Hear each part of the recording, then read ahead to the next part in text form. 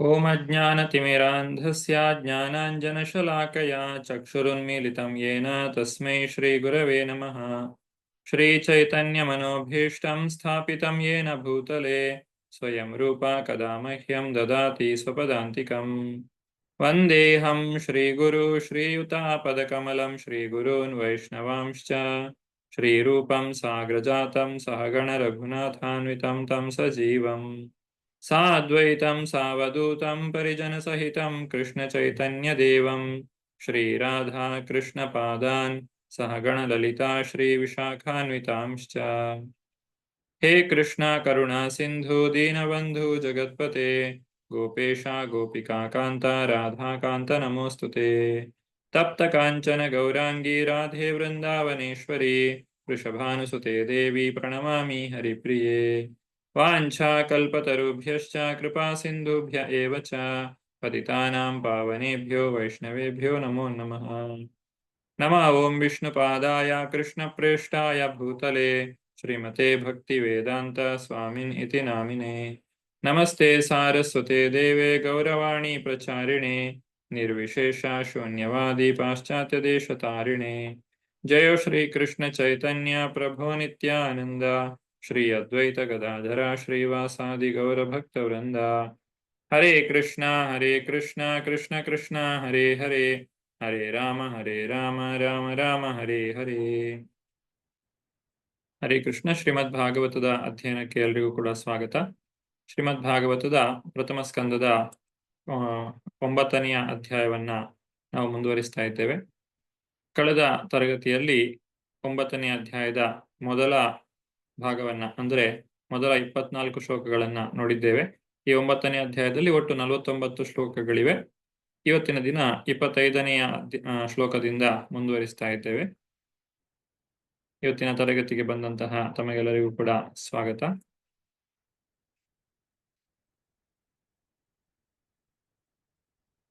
ಶ್ರೀ ಶ್ರೀ ರಾಧಾ ಗೋವಿಂದ ಕಿ ಜೈ, ಶ್ರೀ ಶ್ರೀ ಗೌರ್ನಿತಾಯಿ ಕಿ ಜೈ, ಶ್ರೀಲ ಪ್ರಭುಪಾದ ಕಿ ಜೈ. ನಾವು ಕಲಿತಾ ಇರುವಂತಹ ಈ ಶ್ರೀಮದ್ ಭಾಗವತ ಇದು ಶ್ರೀಲ ಪ್ರಭುಪಾದರ ಬೋಧನೆಗಳ ಆಧಾರದ ಮೇಲೆ ಇದೆ.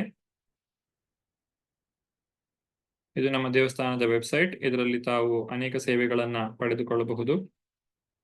ಶ್ರೀಕೃಷ್ಣ ಜನ್ಮಾಷ್ಟಮಿಯ ಒಂದು ವಿಜೃಂಭಣೆಯ ಉತ್ಸವ ಕೂಡ ನಡೀಲಿಕ್ಕಿದೆ. ಅದಕ್ಕೆ ತಮಗೆಲ್ಲರಿಗೂ ಕೂಡ ಸ್ವಾಗತ.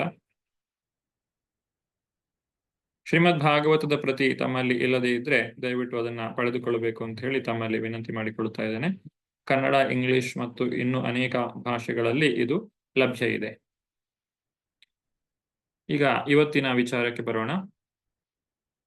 ಮೊದಲನೆಯ ಸ್ಕಂದದ 9ನೇ ಅಧ್ಯಾಯದ 2ನೆಯ ಭಾಗ, ಭೀಷ್ಮಾಚಾರ್ಯರ ದೇಹತ್ಯಾಗದ ಒಂದು ಸನ್ನಿವೇಶ. ಇಲ್ಲಿ ಮೊದಲ ಭಾಗದಲ್ಲಿ ಅಂದ್ರೆ ಮೊದಲ 24 ಶ್ಲೋಕಗಳಲ್ಲಿ ನಾವು ತಿಳಿದುಕೊಂಡದ್ದು ಏನು ಅಂತ ಹೇಳಿದ್ರೆ, ಯುಧಿಷ್ಠಿರ ಮಹಾರಾಜ ತಾನು ರಾಜ್ಯಭಾರವನ್ನ ಮಾಡಲಿಕ್ಕೆ ಒಪ್ಪುವುದಿಲ್ಲ. ಆತನಿಗೆ ತಿಳಿ ಹೇಳಲಿಕ್ಕೆ ಶ್ರೀಕೃಷ್ಣನಿಗಾಗ್ಲಿ ಅಥವಾ ವೇದವ್ಯಾಸರು ಹೇಳಿದ ಮಾತುಗಳಾಗ್ಲಿ ಯುಧಿಷ್ಠಿರ ಮಹಾರಾಜನಿಗೆ ಸರಿ ಅನ್ನಿಸುವುದಿಲ್ಲ. ಯಾಕಂದ್ರೆ ಆ ಭಗವಂತನ ಇಚ್ಛೆಯೇ ಹಾಗಿತ್ತು. ಯುಧಿಷ್ಠಿರ ಮಹಾರಾಜನು ಭೀಷ್ಮಾಚಾರ್ಯರಿಂದ ಬೋಧನೆಯನ್ನ ಪಡೆಯಬೇಕು ಅನ್ನುವಂಥ ರೀತಿಯಲ್ಲಿ. ಹಾಗಾಗಿ ಯುಧಿಷ್ಠಿರ ಮಹಾರಾಜನನ್ನ ಭೀಷ್ಮಾಚಾರ್ಯರ ಬಳಿಗೆ ಕರೆದುಕೊಂಡು ಹೋಗಲಾಗುತ್ತದೆ. ಎಲ್ಲಾ ಪಾಂಡವರು, ಶ್ರೀಕೃಷ್ಣ ಮತ್ತು ಅನೇಕರು ಅಲ್ಲಿ ಬಂದು ನೆರೆಯುತ್ತಾರೆ. ಅನೇಕ ಋಷಿಮುನಿಗಳು ಅಲ್ಲಿ ಬಂದು ಸೇರ್ತಾರೆ. ಭೀಷ್ಮಾಚಾರ್ಯರು ಎಲ್ಲರನ್ನು ಕೂಡ ಸ್ವಾಗತಿಸಿದ ನಂತರ ಪಾಂಡವರನ್ನ ಆ ಒಂದು ರಾಜ್ಯದ ಆಡಳಿತವನ್ನು ನೋಡಿಕೊಳ್ಳುವಂತೆ ಯುಧಿಷ್ಠಿರ ಮಹಾರಾಜನಿಗೆ ಒಂದು ಪ್ರೇರಣೆಯನ್ನ ಕೊಡ್ತಾರೆ. ಹಾಗೆ ಅವರು ಕೊಟ್ಟಂತಹ ಕಷ್ಟಗಳು ಏನೆಲ್ಲ ಇತ್ತು ಅದೆಲ್ಲವನ್ನು ಕೂಡ ಭೀಷ್ಮಾಚಾರ್ಯರು ನೆನಪು ಮಾಡಿಕೊಳ್ಳುತ್ತಾರೆ. ಮತ್ತು ಶ್ರೀಕೃಷ್ಣನು ಹೇಗೆ ಅವರನ್ನ ರಕ್ಷಣೆ ಮಾಡ್ತಾ ಇದ್ದಾನೆ, ಅವರಿಗೆ ಸಂಪೂರ್ಣವಾದಂತಹ ಅನುಗ್ರಹವನ್ನು ಕೊಟ್ಟಿದ್ದಾನೆ ಅನ್ನುವುದನ್ನು ಕೂಡ ಇಲ್ಲಿ ತಿಳಿಸಿಕೊಡಲಾಗಿದೆ. ಹಾಗೆ ಶ್ರೀಕೃಷ್ಣನು ದೇವೋತ್ತಮ ಪರಮಪುರುಷ ಅನ್ನುವುದಕ್ಕೆ ಅನೇಕ ಸಾಕ್ಷ್ಯಗಳನ್ನ, ಅನೇಕ ವಿಚಾರಗಳನ್ನ ಭೀಷ್ಮಾಚಾರ್ಯರು ಈಗಾಗಲೇ ತಿಳಿಸಿದ್ದಾರೆ.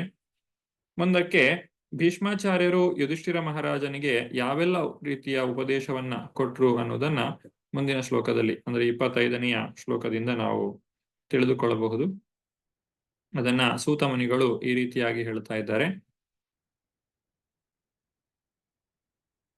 ಸೂತ ಉವಾಚ ಯುಧಿಷ್ಠಿರಸ್ತದಾ ಕರ್ಣ್ಯ ಶಯಾನಂ ಶರಪಂಜರೆ ಅಪೃಚ್ಛದ್ವಿಧ ವಿಧಾನ್ ಧರ್ಮಾನ್ ಋಷೀಣಾಂ ಚಾನುಶೃಣ್ವತಾಂ. ಅನುವಾದ: ಸೂತ ಮುನಿಗಳು ನುಡಿದರು, ಭೀಷ್ಮರು ಹೀಗೆ ಗಮನ ಸೆಳೆಯುವಂತೆ ನುಡಿದದ್ದನ್ನು ಕೇಳಿದ ಬಳಿಕ ಸಮಸ್ತ ಮಹರ್ಷಿಗಳ ಸಮ್ಮುಖದಲ್ಲಿ ಯುಧಿಷ್ಠಿರ ಮಹಾರಾಜನು ನಾನಾ ಧರ್ಮ ಕರ್ತವ್ಯಗಳ ಸಾರಭೂತವಾದ ತತ್ವಗಳನ್ನು ಕುರಿತು ಅವರನ್ನು ಕೇಳಿದ. ಇದು ಸೂತ ಮುನಿಗಳು ಹೇಳುವಂತಹ ಮಾತು. ಭೀಷ್ಮಾಚಾರ್ಯರು ಈ ರೀತಿಯಾಗಿ ಆ ಒಂದು ಪಾಂಡವರಿಗೆ ಬೋಧನೆಗಳನ್ನ ಕೊಟ್ಟಿದ್ದಾರೆ. ಅನೇಕ ರೀತಿಯ ವಿಚಾರಗಳನ್ನ ಅವರು ತಿಳಿಸಿಕೊಟ್ಟಿದ್ದಾರೆ ಧರ್ಮತತ್ವದ ವಿಚಾರವಾಗಿ. ಶ್ರೀಕೃಷ್ಣನು ಭೀಷ್ಮಾಚಾರ್ಯರು ಯುಧಿಷ್ಠಿರ ಮಹಾರಾಜನಿಗೆ ಬೋಧಿಸಬೇಕು ಅನ್ನುವುದಕ್ಕೆ ಇಲ್ಲಿ ಕಾರಣಗಳನ್ನ ಕೊಟ್ಟಿದ್ದಾರೆ. ಭೀಷ್ಮಾಚಾರ್ಯರು ಆ ಒಂದು ಶರಪಂಜರದಲ್ಲಿ ಮಲಗಿದ್ರೂ ಕೂಡ ತಮ್ಮ ಶರೀರ ಮತ್ತು ಮನಸ್ಸನ್ನ ಅಷ್ಟೊಂದು ಗಟ್ಟಿಯಾಗಿ ಇಟ್ಟುಕೊಂಡಿರ್ತಾರೆ. ಅಂತಹ ಒಂದು ಸನ್ನಿವೇಶದಲ್ಲಿ ಯಾರಿಗೂ ಕೂಡ ಮಾತನಾಡಲಿಕ್ಕೆ ಸಾಧ್ಯ ಇಲ್ಲ. ಆದರೆ ಇಲ್ಲಿ ಭೀಷ್ಮಾಚಾರ್ಯರು ಕೇವಲ ಮಾತನಾಡುವುದಲ್ಲ, ಅವರು ಉಪದೇಶವನ್ನು ಕೂಡ ಕೊಡುವಷ್ಟು ಶಕ್ತಿಯನ್ನ ಹೊಂದಿದ್ದಾರೆ. ಅಂತಹ ಒಂದು ಶಕ್ತಿ ಅದು ಭಗವಂತನ ಭಕ್ತರಿಗೆ ಮಾತ್ರ ಇರಲಿಕ್ಕೆ ಸಾಧ್ಯವಾಗಿದೆ. ಭೀಷ್ಮಾಚಾರ್ಯರು ಅವರು ಇಚ್ಛಾಮರಣಿಗಳು ಕೂಡ ಆಗಿದ್ದಾರೆ. ಅವರು ಯಾವೆಲ್ಲ ವಿಚಾರಗಳನ್ನ ಕೊಟ್ಟಿದ್ದಾರೆ ಅನ್ನೋದನ್ನ 26ನೇ ಶ್ಲೋಕದಲ್ಲಿ ನಾವು ಕಾಣಬಹುದು. ಪುರುಷ ಸ್ವಭಾವ ವಿಹಿತಾನ್ ಯಥಾ ವರ್ಣಂ ಯಥಾಶ್ರಮಂ ವೈರಾಗ್ಯ ರೋಗೋಪಾಧಿಭ್ಯಾಂ ಆಮ್ನಾತ ಉಭಯ ಲಕ್ಷಣಾನ್. ಯುಧಿಷ್ಠಿರ ಮಹಾರಾಜನ ಪ್ರಶ್ನೆಗೆ ಉತ್ತರವಾಗಿ ಭೀಷ್ಮರು ಮೊದಲು ವ್ಯಕ್ತಿಗತ ಅರ್ಹತೆಗಳಿಗೆ ಅನುಗುಣವಾಗಿ ವರ್ಣಾಶ್ರಮಗಳ ಎಲ್ಲ ವರ್ಗೀಕರಣಗಳನ್ನು ಕುರಿತು ಲಕ್ಷಣ ನಿರೂಪಣೆ ಮಾಡಿದರು. ಅನಂತರ ಅವರು ವೈರಾಗ್ಯದಿಂದ ಕರ್ಮದ ಬಿಡುಗಡೆ ಮತ್ತು ವ್ಯಾಮೋಹದಿಂದ ಕರ್ಮಬಂಧನಕ್ಕೆ ಒಳಗಾಗುವಿಕೆಯನ್ನು ವ್ಯವಸ್ಥಿತವಾಗಿ ವಿವರಿಸಿದರು. ವರ್ಣಾಶ್ರಮದ ಕುರಿತಾಗಿ ತಿಳಿಸಿಕೊಡ್ತಾರೆ. 4 ವರ್ಣಗಳು, 4 ಆಶ್ರಮಗಳು. ಇಲ್ಲಿ ಬ್ರಾಹ್ಮಣ, ಕ್ಷತ್ರಿಯ, ವೈಶ್ಯ, ಶೂದ್ರ, ಬ್ರಹ್ಮಚಾರಿ, ಗೃಹಸ್ಥ, ವಾನಪ್ರಸ್ಥ, ಸನ್ಯಾಸ, ಇವು 4 ವರ್ಣಗಳು ಮತ್ತು 4 ಆಶ್ರಮಗಳು ಸಮಾಜವನ್ನ ಸುಸ್ಥಿತಿಯಲ್ಲಿ ಇಡ್ಲಿಕ್ಕೆ ಇದು ಬಹಳ ಮುಖ್ಯವಾಗಿದೆ. ಇದು ಹಿಂದಿನ ಕಾಲದಲ್ಲಿಯೂ ಇತ್ತು, ಈಗಿನ ಕಾಲದಲ್ಲಿಯೂ ಕೂಡ ಇದೆ. ಇದನ್ನು ನಾವು ಬೇರೆ ಹೆಸರಿನಿಂದ ಕರೆಯುತ್ತೇವೆ ಅಷ್ಟೇ. ಈಗ ಬ್ರಾಹ್ಮಣ, ಕ್ಷತ್ರಿಯ, ವೈಶ್ಯ, ಶೂದ್ರ ಅಂತ ಹೇಳಿದ್ರೆ ಒಂದು ಸಮಾಜಕ್ಕೆ ಮಾರ್ಗದರ್ಶನವನ್ನ ಕೊಡುವಂತಹ ವರ್ಗ ಈಗಲೂ ಇದೆ. ಹಾಗೆ ಒಂದು ದೇಶವನ್ನ ರಕ್ಷಣೆ ಮಾಡಲಿಕ್ಕೆ ಬೇಕಾದಂತಹ ಸೈನಿಕ ವರ್ಗ ಮತ್ತು ಆರ್ಥಿಕ ಅಭಿವೃದ್ಧಿಯನ್ನ ಸಾಧಿಸಿ ಆ ಒಂದು ವ್ಯಾಪಾರವನ್ನ ಮಾಡುವಂತಹ ವರ್ಗ, ಹಾಗೆ ಜನಸಾಮಾನ್ಯರು, ಇತರ ಜನರ ಕೈ ಕೆಳಗೆ ಕೆಲಸ ಮಾಡುವಂತಹ ಜನರು, ಈ 4 ವರ್ಗದ ಜನರು ಸಮಾಜದಲ್ಲಿ ಯಾವಾಗ್ಲೂ ಇರ್ತಾರೆ. ಹಾಗೆ ಬ್ರಹ್ಮಚಾರಿ, ಗೃಹಸ್ಥ, ವಾನಪ್ರಸ್ಥ, ಸನ್ಯಾಸ ಅಂತ ಹೇಳ್ತಾರೆ. ಈ ಬ್ರಹ್ಮಚಾರಿ ಆಶ್ರಮ ಅಂತ ಹೇಳಿದ್ರೆ ಈಗಿನ ಕಾಲದಲ್ಲಿ ಗುರುಕುಲಗಳು ಕಾಣುವುದು ತುಂಬಾ ಕಷ್ಟ. ಆದ್ರೂ ವಿದ್ಯಾಭ್ಯಾಸವನ್ನ ಕಲಿಯುವಂತಹ ಒಂದು ವಯಸ್ಸು. ಆ ನಂತರ ಮದುವೆಯಾಗಿ ಗೃಹಸ್ಥಾಶ್ರಮ, ನಂತರ ವಾನಪ್ರಸ್ಥಾಶ್ರಮ ಅಂದ್ರೆ ನಾವೀಗ ರಿಟೈರ್ಡ್ ಲೈಫ್ ಅಂತ ಹೇಳ್ತೇವೆ. ಆದ್ರೆ ಸನ್ಯಾಸವನ್ನ ತೆಗೆದುಕೊಳ್ಳುವುದು ನಾವು ಈಗ ಕಾಣ್ಲಿಕ್ಕೆ ಅಷ್ಟೊಂದು ಸಿಗುವುದಿಲ್ಲ. ಈ ರೀತಿ ಈ 4 ವರ್ಣಗಳು ಮತ್ತು 4 ಆಶ್ರಮಗಳನ್ನ ಯಾವ ರೀತಿಯಾಗಿ ಸರಿಯಾಗಿ ವ್ಯಕ್ತಿಯು ಆಚರಣೆ ಮಾಡಬೇಕು ಅನ್ನುವುದನ್ನ ಇಲ್ಲಿ ಭೀಷ್ಮಾಚಾರ್ಯರು ಯುಧಿಷ್ಠಿರ ಮಹಾರಾಜನಿಗೆ ತಿಳಿಸ್ತಾರೆ. ಮತ್ತೆ ಅವರವರ ಧರ್ಮಗಳು ಏನೆಲ್ಲ ಇದೆ 27ನೇ ಶ್ಲೋಕದಲ್ಲಿ ತಿಳಿಸಿಕೊಡ್ತಾರೆ. ದಾನ ಧರ್ಮಾನ್, ರಾಜಧರ್ಮಾನ್, ಮೋಕ್ಷ ಧರ್ಮಾನ್ ವಿಭಾಗಶಃ, ಸ್ತ್ರೀ ಧರ್ಮಾನ್, ಭಗವದ್ ಧರ್ಮಾನ್, ಸಮಾಸವ್ಯಾಸ ಯೋಗತಃ. ಅನಂತರ ಅವರು ದಾನ ಧರ್ಮಗಳು, ರಾಜಧರ್ಮಗಳು, ಮೋಕ್ಷ ಧರ್ಮಗಳನ್ನು ವಿಭಾಗಿಸಿ ವಿವರಿಸಿದರು. ಅದಾದ ಮೇಲೆ ಸ್ತ್ರೀ ಧರ್ಮ ಮತ್ತು ಭಕ್ತರ ಧರ್ಮಗಳನ್ನು ಕುರಿತು ಸಂಕ್ಷೇಪವಾಗಿ ಹಾಗೂ ವಿಸ್ತಾರವಾಗಿ ತಿಳಿಸಿದರು. ಇದನ್ನ ಶ್ರೀಮದ್ ಭಾಗವತದಲ್ಲಿ ಇದೆಷ್ಟು ಮಾತ್ರ ಹೇಳ್ತಾರೆ. ಶ್ರೀಲ ಪ್ರಭುಪಾದರು ಇದನ್ನ ಭಾವಾರ್ಥದಲ್ಲಿ ಬಹಳ ಚೆನ್ನಾಗಿ ವಿವರಿಸ್ತಾರೆ. ಅದನ್ನ ತಾವೆಲ್ಲರೂ ಕೂಡ ಭಾವಾರ್ಥವನ್ನ ಓದುವ ಮುಖಾಂತರವಾಗಿ ತಿಳಿದುಕೊಳ್ಳಬಹುದು. ಇಲ್ಲಿ ಶ್ರೀಮದ್ ಭಾಗವತವು ಇಷ್ಟು ಮಾತ್ರ, ಏನೆಲ್ಲ ವಿವರಣೆಯನ್ನ ಕೊಟ್ರು ಅಂತ ಹೇಳ್ತಾರೆ. ಆದ್ರೆ ಏನು ವಿವರಣೆಯನ್ನ ಕೊಟ್ರು ಅನ್ನೋದನ್ನ ವಿವರಿಸಲಿಕ್ಕೆ ಶ್ರೀಮದ್ ಭಾಗವತವು ಹೋಗುವುದಿಲ್ಲ. ಮುಂದಕ್ಕೆ ಧರ್ಮ, ಅರ್ಥ, ಕಾಮ, ಮೋಕ್ಷ ಚತುರ್ವಿಧ ಪುರುಷಾರ್ಥದ ಬಗ್ಗೆ ಭೀಷ್ಮಾಚಾರ್ಯರು ತಿಳಿಸಿಕೊಡ್ತಾರೆ. ಧರ್ಮಾರ್ಥ ಕಾಮ ಮೋಕ್ಷಾಂಶ್ಚ ಸಹೋಪಾಯಾನ್ ಯಥಾ ಮುನೇ ನಾನಾಖ್ಯಾನೇತಿಹಾಸೇಷು ವರ್ಣಯಾಮಾಸ ತತ್ವವೇತ್. ಅನಂತರ ಅವರು ವಿವಿಧ ವರ್ಣಾಶ್ರಮಗಳ ವೃತ್ತಿ ಧರ್ಮಗಳನ್ನು ಕುರಿತು ಇತಿಹಾಸಗಳಿಂದ ದೃಷ್ಟಾಂತಗಳನ್ನು ಕೊಡುತ್ತಾ ವಿವರಿಸಿದರು. ಏಕೆಂದರೆ ಅವರು ಸತ್ಯವನ್ನು ಚೆನ್ನಾಗಿ ಬಲ್ಲವರಾಗಿದ್ದರು. ಮಹಾಭಾರತದಲ್ಲಿ ಇದರ ಹೆಚ್ಚಿನ ವಿವರಣೆಯನ್ನು ನಾವು ಕಾಣಬಹುದು. ಹೇಗೆ ಭೀಷ್ಮಾಚಾರ್ಯರು ಕೆಲವೊಂದು ಕಥೆಗಳನ್ನ ಹೇಳುವ ಮುಖಾಂತರವಾಗಿ ಒಬ್ಬ ರಾಜನಾದವನು ತನ್ನ ನೆರೆಯ ದೇಶದವರ ಜೊತೆಗೆ ಹೇಗೆ ವ್ಯವಹರಿಸಬೇಕು, ಹೇಗೆ ತನ್ನ ಪ್ರಜೆಗಳನ್ನ ರಕ್ಷಣೆ ಮಾಡಬೇಕು, ಹೇಗೆ ತನ್ನ ಒಂದು ದೇಶವನ್ನ ಎಲ್ಲಾ ರೀತಿಯಲ್ಲಿಯೂ ಕೂಡ ಅಭಿವೃದ್ಧಿಯನ್ನ ಹೊಂದುವಂತೆ ಆತನು ಮಾಡಬೇಕು ಇತ್ಯಾದಿಗಳೆಲ್ಲವನ್ನು ಕೂಡ ನಾವು ಅಲ್ಲಿ ಕಾಣಲಿಕ್ಕೆ ಸಾಧ್ಯ ಇದೆ. ಮುಂದಕ್ಕೆ 29ನೇ ಶ್ಲೋಕ. 29ರಿಂದ 31ನೆಯ ಶ್ಲೋಕಗಳು ಅದು ಭೀಷ್ಮಾಚಾರ್ಯರ ಅಂತಿಮ ಕ್ಷಣಗಳ ಕುರಿತಾಗಿ ತಿಳಿಸಿಕೊಡುವಂತಹ ಶ್ಲೋಕ. ಧರ್ಮಂ ಪ್ರವದತಸ್ತಸ್ಯ ಸಕಾಲ ಪ್ರತ್ಯುಪಸ್ಥಿತಃ ಯೋ ಯೋಗಿನಶ್ಚಂದ ಮೃತ್ಯುರ್ವಾ ವಂಚಿತಸ್ತು ಉತ್ತರಾಯಣಃ. ಹೀಗೆ ವೃತ್ತಿಧರ್ಮಗಳನ್ನು ಕುರಿತು ಭೀಷ್ಮರು ವಿವರಿಸುತ್ತಿದ್ದಾಗ ಉತ್ತರಾಯಣ ಪುಣ್ಯಕಾಲ ಸನ್ನಿಹಿತವಾಯಿತು. ಇಚ್ಛಾಮರಣಿಗಳಾದ ಯೋಗಿಗಳು ಬಯಸುವ ಕಾಲವಿದು. ಹೀಗೆ ಭೀಷ್ಮಾಚಾರ್ಯರು ಶರೀರವನ್ನು ತ್ಯಾಗ ಮಾಡುವಂತಹ ಒಂದು ಸಂದರ್ಭ, ಅಲ್ಲಿ ಉತ್ತರಾಯಣ ಪ್ರಾರಂಭ ಆಗ್ತಾ ಇದೆ. ಉತ್ತರಾಯಣ ಕಾಲ ಶರೀರ ತ್ಯಾಗ ಮಾಡಲಿಕ್ಕೆ ಬಹಳ ಉತ್ತಮವಾದಂತಹ ಸಮಯ. ಇದನ್ನು ನಾವು ಭಗವದ್ಗೀತೆಯಲ್ಲಿ ತಿಳಿದಿದ್ದೇವೆ. ಯೋಗಿಗಳು ಹೇಗೆ ಒಂದು ಸರಿಯಾದಂತಹ ಒಳ್ಳೆಯ ಸಮಯವನ್ನ ನೋಡಿ ಅವರು ಶರೀರವನ್ನ ತ್ಯಾಗ ಮಾಡ್ತಾರೆ ಅನ್ನೋದನ್ನ ನಾವು ನೋಡಿದ್ದೇವೆ. ಹಗಲಿನಲ್ಲಿ ಮತ್ತೆ ಈ ಉತ್ತರಾಯಣ ಕಾಲದಲ್ಲಿ ಶುಕ್ಲ ಪಕ್ಷದಲ್ಲಿ ಯಾರು ಶರೀರವನ್ನ ತ್ಯಾಗ ಮಾಡ್ತಾರೋ ಅವರು ಒಂದು ಉತ್ತಮವಾದಂತಹ ಗತಿಯನ್ನು ಪಡೀಲಿಕ್ಕೆ ಸಾಧ್ಯ ಇದೆ. ಆದರೆ ದಕ್ಷಿಣಾಯನದಲ್ಲಿ ರಾತ್ರಿಯ ಹೊತ್ತಲ್ಲಿ ಕೃಷ್ಣ ಪಕ್ಷದಲ್ಲಿ ಯಾರು ಶರೀರವನ್ನು ತ್ಯಾಗ ಮಾಡ್ತಾರೋ ಅವರು ಮತ್ತೆ ಹಿಂದಕ್ಕೆ ಹಿಂತಿರುಗಿ ಈ ಪ್ರಪಂಚಕ್ಕೆ ಬರಬೇಕಾಗ್ತದೆ. ಈ ರೀತಿಯಾಗಿ ಉತ್ತಮವಾದದ್ದು ಮತ್ತು ಉತ್ತಮವಲ್ಲದ ಸಮಯಗಳನ್ನೆಲ್ಲ ತಿಳಿಸಿದ್ದಾರೆ. ಆದರೆ ಭಕ್ತರು ಇದರ ಬಗ್ಗೆ ಯೋಚನೆ ಮಾಡುವ ಅಗತ್ಯ ಇಲ್ಲ. ಯಾಕಂದ್ರೆ ಭೀಷ್ಮಾಚಾರ್ಯರು ಇಚ್ಛಾಮರಣಿಗಳಾಗಿದ್ರು. ಯೋಗಿಗಳಿಗೆ ತಮ್ಮ ಉಸಿರನ್ನ ಬಿಗಿ ಹಿಡಿದು ತಮ್ಮ ಆಯಸ್ಸನ್ನು ಹೆಚ್ಚಿಸಿಕೊಳ್ಳುವಂತಹ ಶಕ್ತಿ ಇತ್ತು. ಆದ್ರೆ ನಮ್ಮಂಥವರಿಗೆ ಇದು ಸಾಧ್ಯವಾಗುವುದಿಲ್ಲ. ಹಾಗಾಗಿ ನಾವು ಭಗವಂತನ ಭಕ್ತಿಯನ್ನ ಮಾಡಿದ್ರೆ ನಮಗೆ ಸಾವಿನ ಕಾಲದಲ್ಲಿ ನಾರಾಯಣನು ತನ್ನ ನೆನಪನ್ನ ಖಂಡಿತವಾಗಿಯೂ ಕೊಡ್ತಾನೆ. ಅಂತೆ ನಾರಾಯಣ ಸ್ಮೃತಿ. ಹೀಗೆ ಭಗವಂತನ ಒಂದು ಕೃಪೆಗೆ ನಾವು ಸರಿಯಾಗಿ, ಅಂದ್ರೆ ಶರೀರದಲ್ಲಿ ಶಕ್ತಿ ಇರುವಾಗಲೇ ಭಗವಂತನ ಕೃಪೆಗೆ ನಾವು ಪಾತ್ರರಾದ್ರೆ ಸಾಯುವ ಕಾಲದಲ್ಲಿ ಆತನೇ ಬಂದು ನಮ್ಮನ್ನ ರಕ್ಷಣೆ ಮಾಡ್ತಾನೆ. ಭೀಷ್ಮಾಚಾರ್ಯರು ತಮ್ಮ ದೃಷ್ಟಿಯನ್ನ ಶ್ರೀಕೃಷ್ಣನ ಆ ಮುಖಕಮಲದಲ್ಲಿಯೇ ನೆಟ್ಟಿದ್ದಾರೆ. ತದೋಪಸಂಹೃತ್ಯ ಗಿರ ಸಹಸ್ರಣಿ ವಿಮುಕ್ತ ಸಂಗಮನ ಆದಿಪುರುಷೇ ಕೃಷ್ಣೇ ಲಸತ್ಪೀತ ಪಠೆ ಚತುರ್ಭುಜೆ ಪುರಸ್ಥಿತೇ ಮೀಲಿತ ದೃಗ್ಧಾರಯತ್. ಅನುವಾದ: ಅನಂತರ ನಾನಾ ವಿಷಯಗಳನ್ನು ಕುರಿತು ಸಹಸ್ರಾರು ಅರ್ಥಗಳಿಂದ ಕೂಡಿದ ಮಾತುಗಳನ್ನಾಡಿದ, ಸಾವಿರಾರು ರಣರಂಗದಲ್ಲಿ ಕಾದಿ ಸಾವಿರಾರು ಜನರನ್ನು ರಕ್ಷಿಸಿದ ಭೀಷ್ಮರು ಮಾತನಾಡುವುದನ್ನು ನಿಲ್ಲಿಸಿದರು. ಸಮಸ್ತ ಬಂಧನಗಳಿಂದಲೂ ಮುಕ್ತರಾದ ಅವರು ತಮ್ಮ ಮನಸ್ಸನ್ನು ಬೇರೆಲ್ಲವುಗಳಿಂದ ಹಿಂದಕ್ಕೆ ಸೆಳೆದು ತಮ್ಮೆದುರು ನಿಂತ ಚತುರ್ಭುಜನಾದ, ತೊಳಗಿ ಬೆಳಗುವ ಪೀತಾಂಬರಧಾರಿಯಾದ, ಮೂಲ ದೇವೋತ್ತಮ ಪರಮಪುರುಷನಾದ ಶ್ರೀಕೃಷ್ಣನಲ್ಲಿ ತಮ್ಮ ವಿಶಾಲ ನೇತ್ರಗಳನ್ನು ನೆಟ್ಟರು. ನಮ್ಮ ಜೀವನ ಅನ್ನುವಂಥದ್ದು ಒಂದು ಸಿದ್ಧತೆ, ಸಾವು ಅನ್ನುವಂಥದ್ದು ಪರೀಕ್ಷೆ ಅಂತ ಹೇಳಿ ಪ್ರಭುಪಾದರು ಹೇಳ್ತಾರೆ. ನಾವು ಇಡೀ ಜೀವನದಲ್ಲಿ ಯಾವ ರೀತಿಯಾಗಿ ನಡೆದುಕೊಂಡಿದ್ದೇವೆ, ಹೇಗೆ ನಾವು ಜೀವನವನ್ನು ನಡೆಸಿದ್ದೇವೆ ಅನ್ನೋದರ ಮೇಲೆ ನಮಗೆ ಯಾವ ರೀತಿಯಾದಂತಹ ಸಾವು ಬರ್ತದೆ ಮತ್ತೆ ಸಾವಿನ ನಂತರ ನಾವು ಯಾವ ಗತಿಯನ್ನ ಪಡೆಯುತ್ತೇವೆ ಅನ್ನೋದು ನಿರ್ಧರಿತವಾಗ್ತದೆ. ಹಾಗಾಗಿ ನಾವು ಈಗ ಬದುಕಿರುವಾಗ ಅದಕ್ಕೆ ಏನೆಲ್ಲ ಅಗತ್ಯ ಇದೆಯೋ ಅದೆಲ್ಲವನ್ನು ಕೂಡ ನಾವು ಮಾಡಿಕೊಳ್ಳಬೇಕು.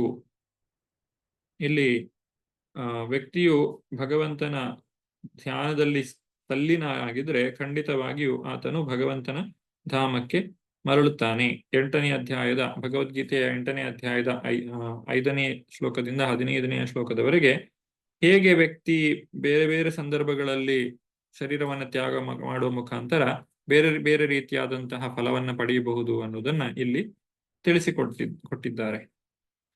ಈಗ ಬಾಹ್ಯವಾಗಿ ಭೀಷ್ಮಾಚಾರ್ಯರು ತಮ್ಮ ದೃಷ್ಟಿಯನ್ನ ಕೃಷ್ಣನಲ್ಲಿ ನೆಟ್ಟಿದ್ದಾರೆ. ನಂತರ ಅವರು ಮನಸ್ಸಿನಲ್ಲಿ ಆ ಭಗವಂತನ ಕುರಿತಾಗಿ ಧ್ಯಾನವನ್ನ ಮಾಡ್ತಾ ಭಗವಂತನಲ್ಲಿ ಪ್ರಾರ್ಥನೆಯನ್ನ ಮಾಡಲಿಕ್ಕೆ ಶುರು ಮಾಡ್ತಾರೆ. ಅಂದ್ರೆ ಈ ಒಂದು ಅಧ್ಯಾಯದ ಹೆಸರು ಭಗವಾನ್ ಕೃಷ್ಣನ ಸನ್ನಿಧಿಯಲ್ಲಿ ಭೀಷ್ಮರ ದೇಹತ್ಯಾಗ ಅಂತ ಹೇಳಿ. ಇಲ್ಲಿ ಭೀಷ್ಮರ ಒಂದು ಪ್ರಾರ್ಥನೆ ಏನಿದೆ, ಇದು ಕುಂತಿ ಮಹಾರಾಣಿಯ ಪ್ರಾರ್ಥನೆಯ ನಂತರ ಬರ್ತಾ ಇರುವಂತದ್ದು. ಅಂದ್ರೆ ಈ ಭಾಗವತದಲ್ಲಿ 2ನೆಯ ಪ್ರಾರ್ಥನೆ. ಇದನ್ನ ಈ ಒಂದು ಸಂದರ್ಭದಲ್ಲಿ ನಾವು ಕಾಣಬಹುದು. ವಿಶುದ್ಧಯಾ ಧಾರಣಯ ಹತಾಶುಭಾ ತದೀಕ್ಷತೆ ಯೈವಾಶು ಗತಾಯುಧಾಶ್ರಮಃ ನಿವೃತ್ತ ಸರ್ವೇಂದ್ರಿಯ ವೃತ್ತಿ ವಿಭ್ರಮ ಸ್ತುಷ್ಟಾವಜನ್ಯಂ ವಿಸೃಜನ್ ಜನಾರ್ದನಂ. ಭಗವಾನ್ ಶ್ರೀಕೃಷ್ಣನನ್ನು ನೋಡುತ್ತಾ ಪರಿಶುದ್ಧ ಧ್ಯಾನದಲ್ಲಿ ಮಗ್ನರಾದ ಅವರಿಗೆ ಬಾಣಾಘಾತದಿಂದಾದ ಗಾಯದ ನೋವುಗಳೆಲ್ಲ ಉಪಶಮನವಾದವು. ಆ ಕೂಡಲೇ ಅವರು ಸಮಸ್ತ ಲೌಕಿಕ ಅಶುಭಗಳಿಂದ ಮುಕ್ತರಾದರು. ಅವರ ಇಂದ್ರಿಯಗಳ ಬಾಹ್ಯ ಕ್ರಿಯೆಗಳೆಲ್ಲ ಥಟ್ಟನೆ ಸ್ತಬ್ಧವಾದವು. ಅವರು ತಮ್ಮ ಲೌಕಿಕ ದೇಹವನ್ನು ತ್ಯಾಗ ಮಾಡುವ ಈ ಸಮಯದಲ್ಲಿ ಸಮಸ್ತ ಜೀವಿಗಳ ನಿಯಾಮಕನನ್ನು ದಿವ್ಯವಾಗಿ ಸ್ತೋತ್ರ ಮಾಡಿದರು. ಈಗ ಮುಂದಕ್ಕೆ ಭೀಷ್ಮಾಚಾರ್ಯರು ಹೇಗೆ ಭಗವಂತನ ಸ್ತುತಿಯನ್ನ ಮಾಡಿದ್ರು ಅನ್ನೋದನ್ನ ನಾವಿಲ್ಲಿ ಕಾಣಬಹುದು. ಇದು 32ರಿಂದ 42ನೆಯ ಶ್ಲೋಕದವರೆಗೆ ಇರ್ತದೆ. ಒಟ್ಟು 11 ಶ್ಲೋಕಗಳಿವೆ. ಭೀಷ್ಮ ಉವಾಚ ಇತಿ ಮತಿರುಪಕಲ್ಪಿತಾ ವಿತೃಷ್ಣಾ ಭಗವತಿ ಸಾತ್ವತ ಪುಂಗವೇ ವಿಭೂಮ್ನಿ ಸ್ವಸುಖಮುಪಗತೆ ಕ್ವಚಿದ್ ವಿಹರ್ತುಂ ಪ್ರಕೃತಿ ಮುಪೇಯುಷಿ ಯತ್ಭವ ಪ್ರವಾಹ. ಭೀಷ್ಮರು ಹೇಳಿದರು, ಈವರೆಗೆ ನಾನಾ ಬಗೆಯ ವಿಷಯಗಳಲ್ಲಿ ವೃತ್ತಿಧರ್ಮಗಳಲ್ಲಿ ಮಗ್ನವಾಗಿದ್ದ ನನ್ನ ಚಿಂತನೆ, ಭಾವನೆ ಮತ್ತು ಇಚ್ಛಾಶಕ್ತಿಯನ್ನು ಸರ್ವಶಕ್ತನಾದ ಭಗವಾನ್ ಶ್ರೀಕೃಷ್ಣನಲ್ಲಿ ನೆಲೆಗೊಳಿಸುತ್ತೇನೆ. ಅವನು ಸದಾ ಆತ್ಮತೃಪ್ತ. ಆದರೆ ಭಕ್ತರ ಸ್ವಾಮಿಯಾದ ಅವನು ತನ್ನಿಂದಲೇ ಸೃಷ್ಟಿಯಾದ ಲೌಕಿಕ ಪ್ರಪಂಚದಲ್ಲಿ ಕೆಲವು ಸಲ ಅವತರಿಸಿ ದಿವ್ಯ ಆನಂದವನ್ನು ಅನುಭವಿಸುತ್ತಾನೆ.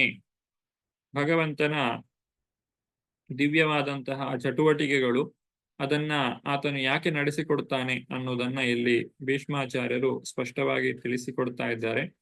ನಮ್ಮ ಮನಸ್ಸಿಗೆ 3 ರೀತಿಯಾದಂತಹ ಕಾರ್ಯಗಳಿವೆ. ಅದನ್ನ ಥಿಂಕಿಂಗ್, ಫೀಲಿಂಗ್, ವಿಲ್ಲಿಂಗ್ ಅಂತ ಹೇಳ್ತೇವೆ, ಅಥವಾ ಚಿಂತನೆ, ಭಾವನೆ ಮತ್ತು ಇಚ್ಛಾಶಕ್ತಿ ಅಂತ ಹೇಳಿ. ನಾವು ಯಾವುದೇ ಒಂದು ವ್ಯಕ್ತಿ ಅಥವಾ ವಸ್ತುವಿನ ಕುರಿತಾಗಿ ನಾವು ಚಿಂತನೆ ಮಾಡುವಂತಹದ್ದು ಮನಸ್ಸಿನ ಒಂದು ಲಕ್ಷಣ. ಅದು ನಾವು ಯಾವುದರ ಬಗ್ಗೆ ಹೆಚ್ಚಾಗಿ ತಿಳ್ಕೊಳ್ತೇವೋ, ಕೇಳ್ತೇವೋ, ಮಾತನಾಡ್ತೇವೋ ಅದರ ಬಗ್ಗೆ ಚಿಂತನೆಯು ನಮ್ಮ ಮನಸ್ಸಿನಲ್ಲಿ ನಡೆಯುತ್ತದೆ. ಅದು ಮನಸ್ಸಿನ ಮೊದಲನೆಯ ಕಾರ್ಯ. ಹಿಂದೆ ನಡೆದ ಯಾವುದೇ ಒಂದು ಭೂತಕಾಲದ ವಸ್ತುವನ್ನ ತೆಗೆದುಕೊಂಡು ಅದರ ಬಗ್ಗೆ ಯೋಚನೆ ಮಾಡುವಂತಹದ್ದು. ನಂತರ ಭಾವನೆ, ಅಂದ್ರೆ ನಾವು ಹೆಚ್ಚಾಗಿ ಚಿಂತನೆ ಮಾಡುವಂತಹ ವ್ಯಕ್ತಿ ಇರ್ಬೋದು ಅಥವಾ ವಿಷಯ, ಅದರ ಕುರಿತಾಗಿ ನಮಗೆ ಒಂದು ರೀತಿಯಾದಂತಹ ಅಭಿಪ್ರಾಯ ಬೆಳೆಯುತ್ತದೆ ಅಥವಾ ಭಾವನೆಯು ನಮ್ಮಲ್ಲಿ ಉಂಟಾಗುತ್ತದೆ. ಆಮೇಲೆ ಆ ಭಾವನೆಗೆ ತಕ್ಕ ಹಾಗೆ ನಾವು ಮುಂದಕ್ಕೆ ಕಾರ್ಯಪ್ರವೃತ್ತರಾಗುತ್ತೇವೆ. ಅಂದ್ರೆ ಅದಕ್ಕೆ ಇಚ್ಛಾಶಕ್ತಿ ಅಂತ ಹೇಳ್ತಾರೆ. ಇದೇ ಥಿಂಕಿಂಗ್, ಫೀಲಿಂಗ್ ಅಂಡ್ ವಿಲ್ಲಿಂಗ್. ಇದರ ನಂತರ ಕಾರ್ಯಚಟುವಟಿಕೆ ಬರ್ತದೆ. ನಾವು ಭೌತಿಕವಾದಂತಹ ಇಂದ್ರಿಯಗಳ ಮುಖಾಂತರ ಅಥವಾ ಕರ್ಮೇಂದ್ರಿಯ, ಕೈ ಕಾಲುಗಳ ಮುಖಾಂತರ ನಾವು ಅಥವಾ ಮಾತಿನ ಮುಖಾಂತರ ನಾವು ಕೆಲಸವನ್ನ ಮಾಡಲಿಕ್ಕೆ ಪ್ರಾರಂಭಿಸ್ತೇವೆ. ಆದ್ರೆ ಇದಕ್ಕೆ ಬೇಕಾದಂತಹ ಸಿದ್ಧತೆ ಆ ಹಿಂದೆಯೇ ನಡೆದಿದೆ. ಇಲ್ಲಿ ಭೀಷ್ಮಾಚಾರ್ಯರು ಹೇಳುವುದು ಏನು ಅಂತ ಹೇಳಿದ್ರೆ, ನನ್ನ ಮನಸ್ಸಿನ ಈ ಒಂದು ಕಾರ್ಯಗಳು ಏನಿದೆ, ಚಿಂತನೆ, ಭಾವನೆ ಮತ್ತು ಇಚ್ಛಾಶಕ್ತಿ, ಇದು ಸಂಪೂರ್ಣವಾಗಿ ನಿನ್ನಲ್ಲಿ ನೆಲೆ ನಿಲ್ಲಲಿ. ಅಂದ್ರೆ ನಾವು ನಿರಂತರವಾಗಿ ಭಗವಂತನ ದರ್ಶನವನ್ನ ಮಾಡ್ತಾ ಇದ್ರೆ, ಭಗವಂತನ ಕುರಿತಾಗಿ ಕೇಳ್ತಾ ಇದ್ರೆ, ಓದ್ತಾ ಇದ್ರೆ, ನಮ್ಮ ಮನಸ್ಸು ಅದೇ ವಿಚಾರವಾಗಿ ಚಿಂತನೆಯನ್ನ ಮಾಡ್ತಾ ಇರ್ತದೆ. ನಾವು ಬೇರೆ ವಿಷಯಗಳಲ್ಲಿ, ಭೌತಿಕವಾದ ವಿಷಯಗಳಲ್ಲಿ ಒಂದು ಬೆರೆಯುತ್ತಾ ಇದ್ರೆ ಆಗ ನಮ್ಮ ಮನಸ್ಸು ಅದರ ಕುರಿತಾಗಿ ಚಿಂತನೆಯನ್ನ ಮಾಡ್ತದೆ. ಹೀಗೆ ಯಾರು ಭಗವಂತನ ಭಕ್ತಿಯನ್ನ ಮಾಡ್ತಾರೆ, ಭಗವಂತನ ಕುರಿತಾಗಿ ಲೀಲೆಗಳನ್ನ ತಿಳಿದುಕೊಳ್ತಾರೋ ಅವರು ಆ ಭಗವಂತನ ಲೀಲೆಗಳನ್ನ, ಭಗವಂತನನ್ನ ಅರ್ಥ ಮಾಡಿಕೊಳ್ಳಿಕ್ಕೆ ಸಾಧ್ಯವಾಗುತ್ತದೆ. ಇದು ಭಾವನೆ ಅಂತ ಹೇಳಿ ಹೇಳ್ತಾರೆ. ನಂತರ ಆ ಭಗವಂತನಲ್ಲಿ ನಾವು ಇನ್ನೂ ಹೆಚ್ಚಿನ ಒಂದು ಭಕ್ತಿಯನ್ನ ಸಾಧಿಸಿದಾಗ ಆ ಭಗವಂತನ ಸೇವೆಯನ್ನ ಮಾಡಬೇಕು ಅನ್ನುವಂತಹ ಉತ್ಸುಕತೆ ನಮ್ಮಲ್ಲಿ ಬೆಳೆಯುತ್ತದೆ. ಹಿಂದೆ ಆ ಭಗವಂತನ ಸೇವೆಯನ್ನ ನಾವು ಯಾರೋ ಹೇಳಿದ್ರು ಅನ್ನುವಂತಹ ಕಾರಣಕ್ಕೆ ಮಾಡ್ತಾ ಇದ್ರೆ, ಭಗವಂತನಲ್ಲಿ ಪ್ರೀತಿಯು ಬೆಳೆದಾಗ ನಾವು ಸ್ವತಃ ಆ ಭಗವಂತನ ಸೇವೆಯನ್ನ ಮಾಡಲಿಕ್ಕೆ ಇಚ್ಛೆ ಪಡ್ತೇವೆ, ಮತ್ತೆ ಅದನ್ನ ನಿಲ್ಲಿಸ್ಲಿಕ್ಕೆ ನಮಗೆ ಸಾಧ್ಯ ಆಗುವುದಿಲ್ಲ. ಯಾಕಂದ್ರೆ ಆ ಒಂದು ಸೇವೆಯಲ್ಲಿ ನಾವು ಅತ್ಯಂತ ಆನಂದವನ್ನ ಪಡೆದುಕೊಳ್ಳಿಕ್ಕೆ ಸಾಧ್ಯವಾಗ್ತದೆ. ಹೀಗೆ ಭೀಷ್ಮಾಚಾರ್ಯರು ಹೇಳ್ತಾ ಇದ್ದಾರೆ, ನನ್ನ ಮನಸ್ಸಿನ ಚಿಂತನೆ, ಭಾವನೆ ಮತ್ತು ಇಚ್ಛಾಶಕ್ತಿ ಇದು ಸಂಪೂರ್ಣವಾಗಿ ಶ್ರೀಕೃಷ್ಣನಲ್ಲಿ ನೆಲೆ ನಿಲ್ಲಲಿ ಅನ್ನುವಂಥದ್ದು ಇಲ್ಲಿ ಭೀಷ್ಮಾಚಾರ್ಯರ ಒಂದು ಮಾತಾಗಿದೆ. ಈ ಒಂದು ಭೀಷ್ಮ ಸ್ತುತಿ ಅನ್ನುವಂಥದ್ದು ಇದು ಭೀಷ್ಮಾಚಾರ್ಯರು ಶ್ರೀಕೃಷ್ಣನಿಗೆ ಕೊಡ್ತಾ ಇರುವಂತಹ ಒಂದು ಉಡುಗೊರೆಯಾಗಿದೆ. ಭಕ್ತರು ಭಗವಂತನಿಗೆ ಕೊಡುವಂತಹ ಉಡುಗೊರೆ ಏನು ಅಂತ ಹೇಳಿದ್ರೆ ಭಗವಂತನಲ್ಲಿ ಭಕ್ತಿಯನ್ನ ಮಾಡುವಂತಹದ್ದು. ಭಗವಂತನಿಗೆ ನಮ್ಮಿಂದ ಬೇಕಾದದ್ದು ಬೇರೆ ಏನೂ ಇಲ್ಲ. ಹಾಗಾಗಿ ನಾವು ಭಕ್ತಿಯನ್ನ ಮಾಡಿದ್ರೆ ಅದು ಭಗವಂತನಿಗೆ ಖಂಡಿತವಾಗಿಯೂ ಸೇರ್ತದೆ. ಇಲ್ಲಿ ಭೀಷ್ಮಾಚಾರ್ಯರ ಮನಸ್ಸಿನ ಭಾವನೆಗಳೆಲ್ಲ ಯಾವ ರೀತಿಯಾಗಿ ಇದೆ ಅನ್ನೋದನ್ನ 33ನೇ ಶ್ಲೋಕದಲ್ಲಿ ತಿಳಿಸಿಕೊಡ್ತಾ ಇದ್ದಾರೆ. ತ್ರಿಭುವನ ಕಮನಂ ತಮಾಲವರ್ಣಂ ರವಿಕರ ಗೌರವರಂಬರಂ ದಧಾನೆ ವಪುರಲಕ ಕುಲಾವೃತಾನನಾಬ್ಜಂ ವಿಜಯ ಸಖೇರತಿಮರಸ್ತು ಮೇನವದ್ಯ. ಅನುವಾದ: ಶ್ರೀಕೃಷ್ಣ ಅರ್ಜುನನ ಪ್ರಾಣ ಸ್ನೇಹಿತ. ಅವನು ತಮಾಲ ವೃಕ್ಷದ ನೀಲಿ ಛಾಯೆಯನ್ನು ಹೋಲುವ ದಿವ್ಯ ಶರೀರದಲ್ಲಿ ಈ ಭೂಮಿಯ ಮೇಲೆ ಅವತರಿಸಿದ್ದಾನೆ. ಅವನ ದೇಹವು ಊರ್ಧ್ವ, ಮಧ್ಯ ಮತ್ತು ಅಧಮ ಎಂಬ ತ್ರಿಭುವನಗಳಲ್ಲಿ ಪ್ರತಿಯೊಬ್ಬರನ್ನು ಆಕರ್ಷಿಸುತ್ತದೆ. ಅವನ ಥಳಥಳಿಸುವ ಪೀತಾಂಬರ, ಶ್ರೀಚಂದನ ಲೇಪಿತವಾದ ಮುಖಕಮಲ ನನ್ನ ಆಕರ್ಷಣೀಯ ವಸ್ತುವಾಗಲಿ.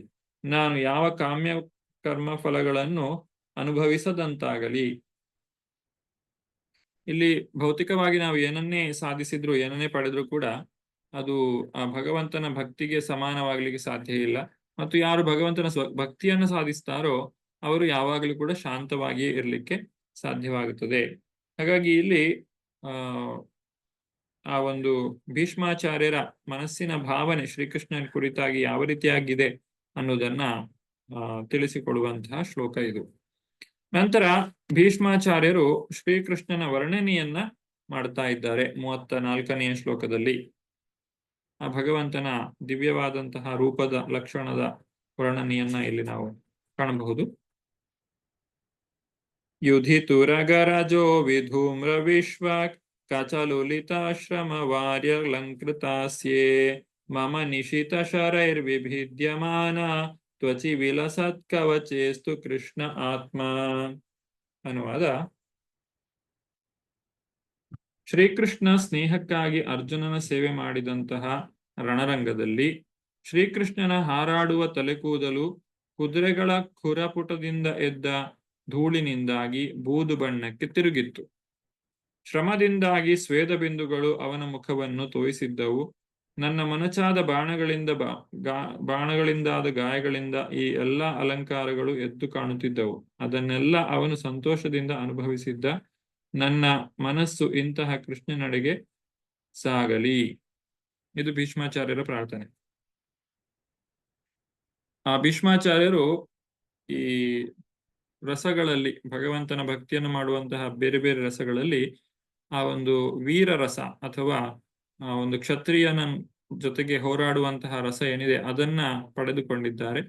ಹಾಗಾಗಿ ಭೀಷ್ಮಾಚಾರ್ಯರು ಶ್ರೀಕೃಷ್ಣ ತನ್ನ ಮುಂದೆ ನಿಂತಿರುವಂತಹ ಶ್ರೀಕೃಷ್ಣನಲ್ಲಿ ತಮ್ಮ ದೃಷ್ಟಿಯನ್ನ ನೆಲೆಗೊಳಿಸಿದ್ದಾರೆ.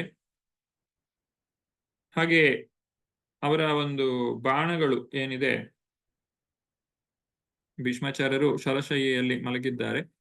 ಈಗ ಇಲ್ಲಿ ಮಾತನಾಡ್ತಾ ಇರುವಂತಹ ಮಾತು ಏನು ಅಂತ, ವಿಚಾರ ಏನು ಅಂತ ಹೇಳಿದ್ರೆ, ಯುದ್ಧದ ಸಮಯದಲ್ಲಿ ಹೇಗೆ ಕೃಷ್ಣಾರ್ಜುನರು ಎದುರಾಗಿದ್ದಾಗ ಭೀಷ್ಮಾಚಾರ್ಯರು ಯಾವ ರೀತಿಯಾಗಿ ವ್ಯವಹಾರ ಮಾಡ್ತಾ ಇದ್ರು ಅಂತ ಹೇಳಿ. ಭೀಷ್ಮಾಚಾರ್ಯರು ಅನೇಕ ಜನರನ್ನ, ಅನೇಕ ಸೈನಿಕರನ್ನ ನಾಶ ಮಾಡ್ತಾ ಇರಬೇಕಾದ್ರೆ ಅವರನ್ನ ಹೇಗೆ ನಿಲ್ಲಿಸುವಂತಹದ್ದು ಅನ್ನುವುದು ಪಾಂಡವರಿಗೆ ತಿಳಿತಾ ಇಲ್ಲ. ಯಾಕಂದ್ರೆ ಅವರು ಇಚ್ಛಾಮರಣಿಗಳು, ಯುದ್ಧ ಮಾಡಿ ಅವರನ್ನು ಸಾಯಿಸ್ಲಿಕ್ಕೆ ಸಾಧ್ಯ ಇಲ್ಲ.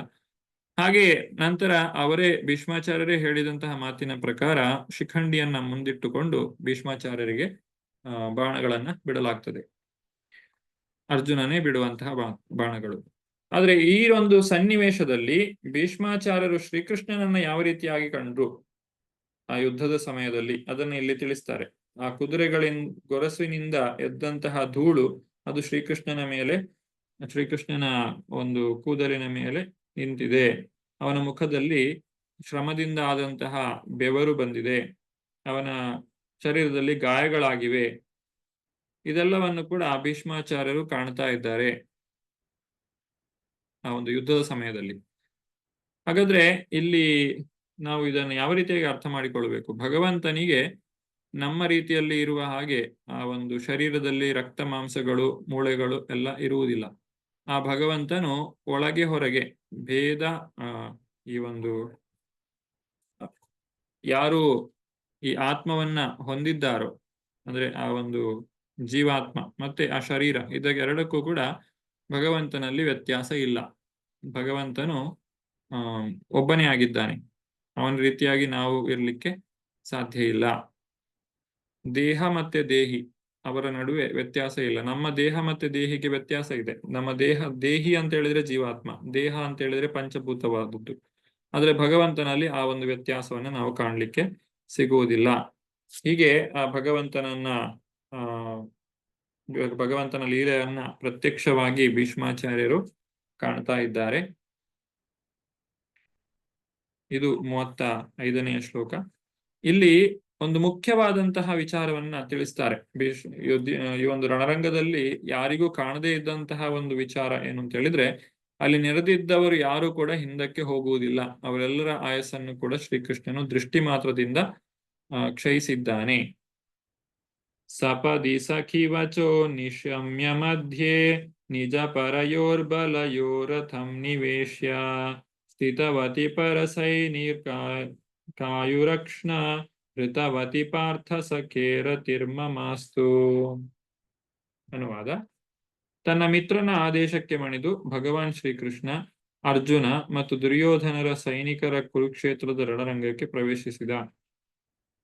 ಅಲ್ಲಿ ಶತ್ರುಪಕ್ಷದವರ ಆಯಸ್ಸನ್ನು ತನ್ನ ಕರುಣಾಪೂರಿತ ದೃಷ್ಟಿಯಿಂದ ಕ್ಷೀಣಿಸಿದ. ಕೇವಲ ಶತ್ರುಗಳ ಕಡೆ ನೋಡುವಷ್ಟರಿಂದಲೇ ಇದನ್ನು ಮಾಡಿದ. ಅಂತಹ ಶ್ರೀಕೃಷ್ಣನ ಮೇಲೆ ನನ್ನ ಮನಸ್ಸು ನಿಲ್ಲಲಿ. ಈಗ ಭಗವಂತ ಭೂಮಿಗೆ ಇಳಿದು ಬಂದಾಗ ಏನಾಗ್ತದೆ? ಅಧರ್ಮವನ್ನ ಆತನು ನಾಶ ಮಾಡ್ತಾನೆ, ಧರ್ಮವನ್ನ ಸಂಸ್ಥಾಪನೆ ಮಾಡ್ತಾನೆ. ಹಾಗಾದ್ರೆ ಈಗಿನ ಪ್ರಸ್ತುತ ಸಂದರ್ಭದಲ್ಲಿ ನಾವು ನೋಡಿದ್ರೆ ಧರ್ಮ ಅನ್ನುವಂಥದ್ದು ಬಹಳಷ್ಟು ಕಡಿಮೆ ಆಗಿದೆ, ಮತ್ತೆ ಅಧರ್ಮವು ಎಲ್ಲವೂ ಕೂಡ ಎಲ್ಲ ಕಡೆ ಕಾಣ್ತಾ ಇದೆ. ಹಾಗಾಗಿ ಪ್ರತಿಯೊಬ್ಬ ವ್ಯಕ್ತಿಯಲ್ಲಿಯೂ ಕೂಡ ಒಂದು ಆಸುರಿ ಸಂಪತ್ತು ಕೂಡ ಇರ್ತದೆ, ಆತನಲ್ಲಿ ದೈವಿ ಸಂಪತ್ತು ಇರ್ತದೆ. ಆ ರೀತಿ ಆ ಒಂದು ಭಗವಂತನ ಮಹಿಮೆಗಳನ್ನ ಇಲ್ಲಿ ಭೀಷ್ಮಾಚಾರ್ಯರು ತಿಳಿಸಿಕೊಡ್ತಾ ಇದ್ದಾರೆ. ಆ ಭಗವಂತ ಹೇಗೆ ಅಲ್ಲಿ ನೆರೆದಿದ್ದಂತಹ ಜನರ ಆಯಸ್ಸನ್ನ ಕ್ಷಯಿಸಿದ್ರು ಅಂದ್ರೆ ಇಲ್ಲಿ ಬಂದಂತಹ ಯಾರು ಕೂಡ ಹಿಂದಕ್ಕೆ ಹೋಗುವುದಿಲ್ಲ. ಭೂಭಾರ ಹರಣವನ್ನ ಮಾಡುವುದೇ ಆ ಭಗವಂತನ ಒಂದು ಉದ್ದೇಶವಾಗಿದೆ. ಅದನ್ನ ಈ ಒಂದು 35ನೆಯ ಶ್ಲೋಕದಲ್ಲಿ ನಮಗೆ ತಿಳಿಸಿಕೊಟ್ಟಿದ್ದಾರೆ. ನಂತರ ಭೀಷ್ಮಾಚಾರ್ಯರು ತಮ್ಮ ಪ್ರಾರ್ಥನೆಯನ್ನು ಮುಂದುವರಿಸ್ತಾರೆ. ಆ ದಿವ್ಯವಾದಂತಹ ಭಗವಂತನ ದಿವ್ಯಮಂಗಳವಾದಂತಹ ರೂಪ ಏನಿದೆ ಅದನ್ನ ಕಾಣುವಂತಹ, ನಿರಂತರವಾಗಿ ಅದನ್ನು ಕಾಣುವಂತಹ ಒಂದು ಭಾಗ್ಯ ನನ್ನದಾಗಲಿ. ಆ ಭಗವಂತನ ಚರಣ ಕಮಲದಲ್ಲಿ ರತಿಯನ್ನು ನನಗೆ ಕೊಡು ಅಂತ ಹೇಳಿ ಮುಂದಿನ 36ನೆಯ ಶ್ಲೋಕದಲ್ಲಿ ತಿಳಿಸ್ತಾರೆ. ಹಾಗೆ ಭಗವದ್ಗೀತೆಯ ಒಂದು ಬೋಧನೆಯನ್ನ ಮಾಡಿದ್ದಂತಹ ವಿಚಾರವನ್ನು ಕೂಡ ಇಲ್ಲಿ ನಾವು ಕಾಣಬಹುದು. ವ್ಯವಹಿತ ಪೃತನ ಮುಖಂ ನಿರೀಕ್ಷ್ಯ ಸ್ವಜನವಧಾದಿ ದ್ವಿಮುಖಸ್ಯ ದೋಷ ಬುದ್ಧ್ಯ ಕುಮತಿ ಮಹರದಾತ್ಮ ವ್ಯಾವಿದ್ಯಯಾಯ ಚರಣರತಿ ಪರಮಸ್ಯ ತಸ್ಯ ಮೇಸ್ತು. ಅನುವಾದ: ಯುದ್ಧ ಭೂಮಿಯಲ್ಲಿ ತನ್ನೆದುರಿಗಿರುವ ಯೋಧರನ್ನು ಸೇನಾಪತಿಗಳನ್ನು ಕಂಡು ಅರ್ಜುನನ ಅಜ್ಞಾನದಿಂದ ಮಲಿನವಾದಂತೆ ತೋರಿದ. ಆಗ ಭಗವಂತ ದಿವ್ಯ ಜ್ಞಾನವನ್ನು ಬೋಧಿಸುವ ಮುಖಾಂತರ ಅವನ ಅಜ್ಞಾನವನ್ನು ತೊಡೆದು ಹಾಕಿದ. ಅಂತಹ ಭಗವಂತನ ಪಾದಪದ್ಮಗಳು ಸದಾ ನನ್ನ ಆಕರ್ಷಣೆಯ ವಿಷಯವಾಗಿ ಉಳಿಯಲಿ. ಅಂತಹ ಭಗವಂತ ಯಾರು? ಇಲ್ಲಿ ಹೇಳುವಂತದ್ದು, ಆ ಭಗವದ್ಗೀತೆಯನ್ನ ಅರ್ಜುನನಿಗೆ ಬೋಧಿಸಿ ಅವನ ಅಜ್ಞಾನವನ್ನ ನಾಶ ಮಾಡಿದಂತಹ ಭಗವಂತ ಆತನು ಪಾರ್ಥಸಾರಥಿಯಾಗಿದ್ದಾನೆ. ಅವನು ನಮ್ಮೆಲ್ಲರನ್ನು ಕೂಡ ರಕ್ಷಣೆ ಮಾಡಲಿ. ಈ ರೀತಿಯಾಗಿ ಅವನ ಚರಣ ಕಮಲದಲ್ಲಿ ನನ್ನ ಮನಸ್ಸು ಸದಾಕಾಲ ನೆಟ್ಟಿರಲಿ ಅಂತ ಹೇಳಿ ಇಲ್ಲಿ ಪ್ರಾರ್ಥನೆಯನ್ನ ಮಾಡ್ತಾ ಇದ್ದಾರೆ ಭೀಷ್ಮಾಚಾರ್ಯರು. ಮುಂದಕ್ಕೆ ಆ ಭಗವಂತನು ಮಾಡಿದಂತಹ ಲೀಲೆಗಳ ಕುರಿತಾಗಿ ಭೀಷ್ಮಾಚಾರ್ಯರು ತಿಳಿಸ್ತಾ ಇದ್ದಾರೆ. ಇದೆಲ್ಲ ಯುದ್ಧರಂಗದಲ್ಲಿ ನಡೆದಂತಹ ಘಟನೆಗಳು. ಸ್ವನಿಗಮಪಹಾಯ ಮತ್ಪ್ರತಿಜ್ಞಾಂ ಋತಮಧಿಕರ್ತುಮಪ್ಲುತೋ ರಥಸ್ಥಾ ಧೃತರಥ ಚರಣೋಭ್ಯಯಾಚಲಗುಹರಿರಿವ ಹಂತುಮಿಭಂ ಗತೋತ್ತರೀಯಃ. ನನ್ನ ಕೋರಿಕೆಯನ್ನು ಈಡೇರಿಸಲು ತನ್ನ ಪ್ರತಿಜ್ಞೆಯನ್ನೇ ಭಂಗ ಮಾಡಿ ಭಗವಂತ ರಥದಿಂದ ಕೆಳಗಿಳಿದು ಅದರ ಚಕ್ರವನ್ನೇ ಎತ್ತಿಕೊಂಡು ಆನೆಯನ್ನು ಕೊಲ್ಲಲು ಧಾವಿಸಿದ ಸಿಂಹದಂತೆ ನನ್ನೆಡೆಗೆ ತ್ವರೆಯಿಂದ ಧಾವಿಸಿ ಬಂದ. ಹಾಗೆ ಬರುತ್ತಾ ತನ್ನ ಉತ್ತರಿಯ ಬಿದ್ದು ಹೋದದ್ದನ್ನು ಅವನು ಗಮನಿಸಲಿಲ್ಲ. ಯುದ್ಧದಲ್ಲಿ ಅರ್ಜುನನು ಚೆನ್ನಾಗಿ ಹೋರಾಟವನ್ನ ಮಾಡ್ತಾ ಇಲ್ಲ. ಭೀಷ್ಮಾಚಾರ್ಯರು ತನ್ನ ತಾತ ಅಂತ ಹೇಳಿ ಅವರ ಬಗ್ಗೆ ಕರುಣೆಯನ್ನ ಹೊಂದಿದ್ದಾನೆ ಅನ್ನೋದನ್ನ ತಿಳಿದುಕೊಂಡಂತಹ ಭಗವಂತ ತಾನೇ ಯುದ್ಧವನ್ನ ಮಾಡ್ತೇನೆ ಅಂತೇಳಿ ಹೊರಟು ಬಿಡ್ತಾನೆ. ಹಾಗೆ ಅದಕ್ಕಿಂತ ಹಿಂದಿನ ದಿನ ಭೀಷ್ಮಾಚಾರ್ಯರು 5 ಜನ ಪಾಂಡವರನ್ನ ಸಾಯಿಸಬೇಕು ಅಂತ ಹೇಳಿ 5 ಬಾಣಗಳನ್ನ ತೆಗೆದಿಟ್ಟಿದ್ದಾಗ ದುರ್ಯೋಧನನು ಅದನ್ನು ತನ್ನ ತಾನು ತೆಗೆದುಕೊಂಡು ಹೋಗ್ತಾನೆ. ಯಾಕಂದ್ರೆ ನಾಳೆ ಯುದ್ಧವನ್ನ ಮಾಡುವಾಗ ಇದನ್ನು ನಿಮಗೆ ನಾನು ಹಿಂದಿರುಗಿಸ್ತೇನೆ ಅಂತ ಹೇಳಿ, ನಿಮ್ಮ ಮನಸ್ಸು ಇನ್ನು ಬದಲಾಗುವುದು ಬೇಡ ಅಂತ ಹೇಳಿ. ಆದ್ರೆ ಅರ್ಜುನನು ದುರ್ಯೋಧನಿಗೆ ಮಾಡಿದ್ದಂತಹ ಒಂದು ಸಹಾಯ, ಹಿಂದೆ ಗಂಧರ್ವರಿಂದ ಆತನನ್ನು ರಕ್ಷಣೆ ಮಾಡಿದಂತಹ ಸಹಾಯಕ್ಕೆ ಪ್ರತಿಯಾಗಿ ಈ 5 ಬಾಣಗಳನ್ನ ತಾನು ಹಿಂದಕ್ಕೆ ಪಡೆದುಕೊಳ್ಳುತ್ತಾನೆ. ಇದನ್ನು ತಿಳಿದಂತಹ ಭೀಷ್ಮಾಚಾರ್ಯರು ಇದೆಲ್ಲವೂ ಶ್ರೀಕೃಷ್ಣನದ್ದೇ ಒಂದು ಯೋಜನೆಯಾಗಿದೆ, ಯಾಕಂದ್ರೆ ಬೇರೆ ಯಾರಿಗೂ ಈ ವಿಚಾರ ತಿಳಿದುಕೊಳ್ಳಿಕ್ಕೆ ಸಾಧ್ಯ ಇಲ್ಲ. ಹಾಗಾಗಿ ಶ್ರೀಕೃಷ್ಣ ನನ್ನ ಪ್ರತಿಜ್ಞೆಯನ್ನ ಭಂಗ ಮಾಡಿದ್ದಾನೆ, ನಾನು ಅವನ ಪ್ರತಿಜ್ಞೆಯನ್ನು ಭಂಗ ಮಾಡ್ತೇನೆ. ಏನು ಶ್ರೀಕೃಷ್ಣನ ಪ್ರತಿಜ್ಞೆ? ಶ್ರೀಕೃಷ್ಣ ಯುದ್ಧದ ಪ್ರಾರಂಭದಲ್ಲಿ ಹೇಳಿದ್ದಾನೆ, ನಾನು ಯುದ್ಧವನ್ನ ಮಾಡುವುದಿಲ್ಲ ಅಥವಾ ತಾನು ಶಸ್ತ್ರವನ್ನ ತೆಗೆದುಕೊಳ್ಳುವುದಿಲ್ಲ, ಬದಲಾಗಿ ಆ ಒಂದು ಯುದ್ಧಕ್ಕೆ ಬೇಕಾದಂತಹ ಮಾರ್ಗದರ್ಶನವನ್ನಷ್ಟೇ ಕೊಡ್ತೇನೆ ಅಂತೇಳಿ ಅರ್ಜುನನ ಸಾರಥಿಯಾಗಿ ಶ್ರೀಕೃಷ್ಣನು ಬಂದ.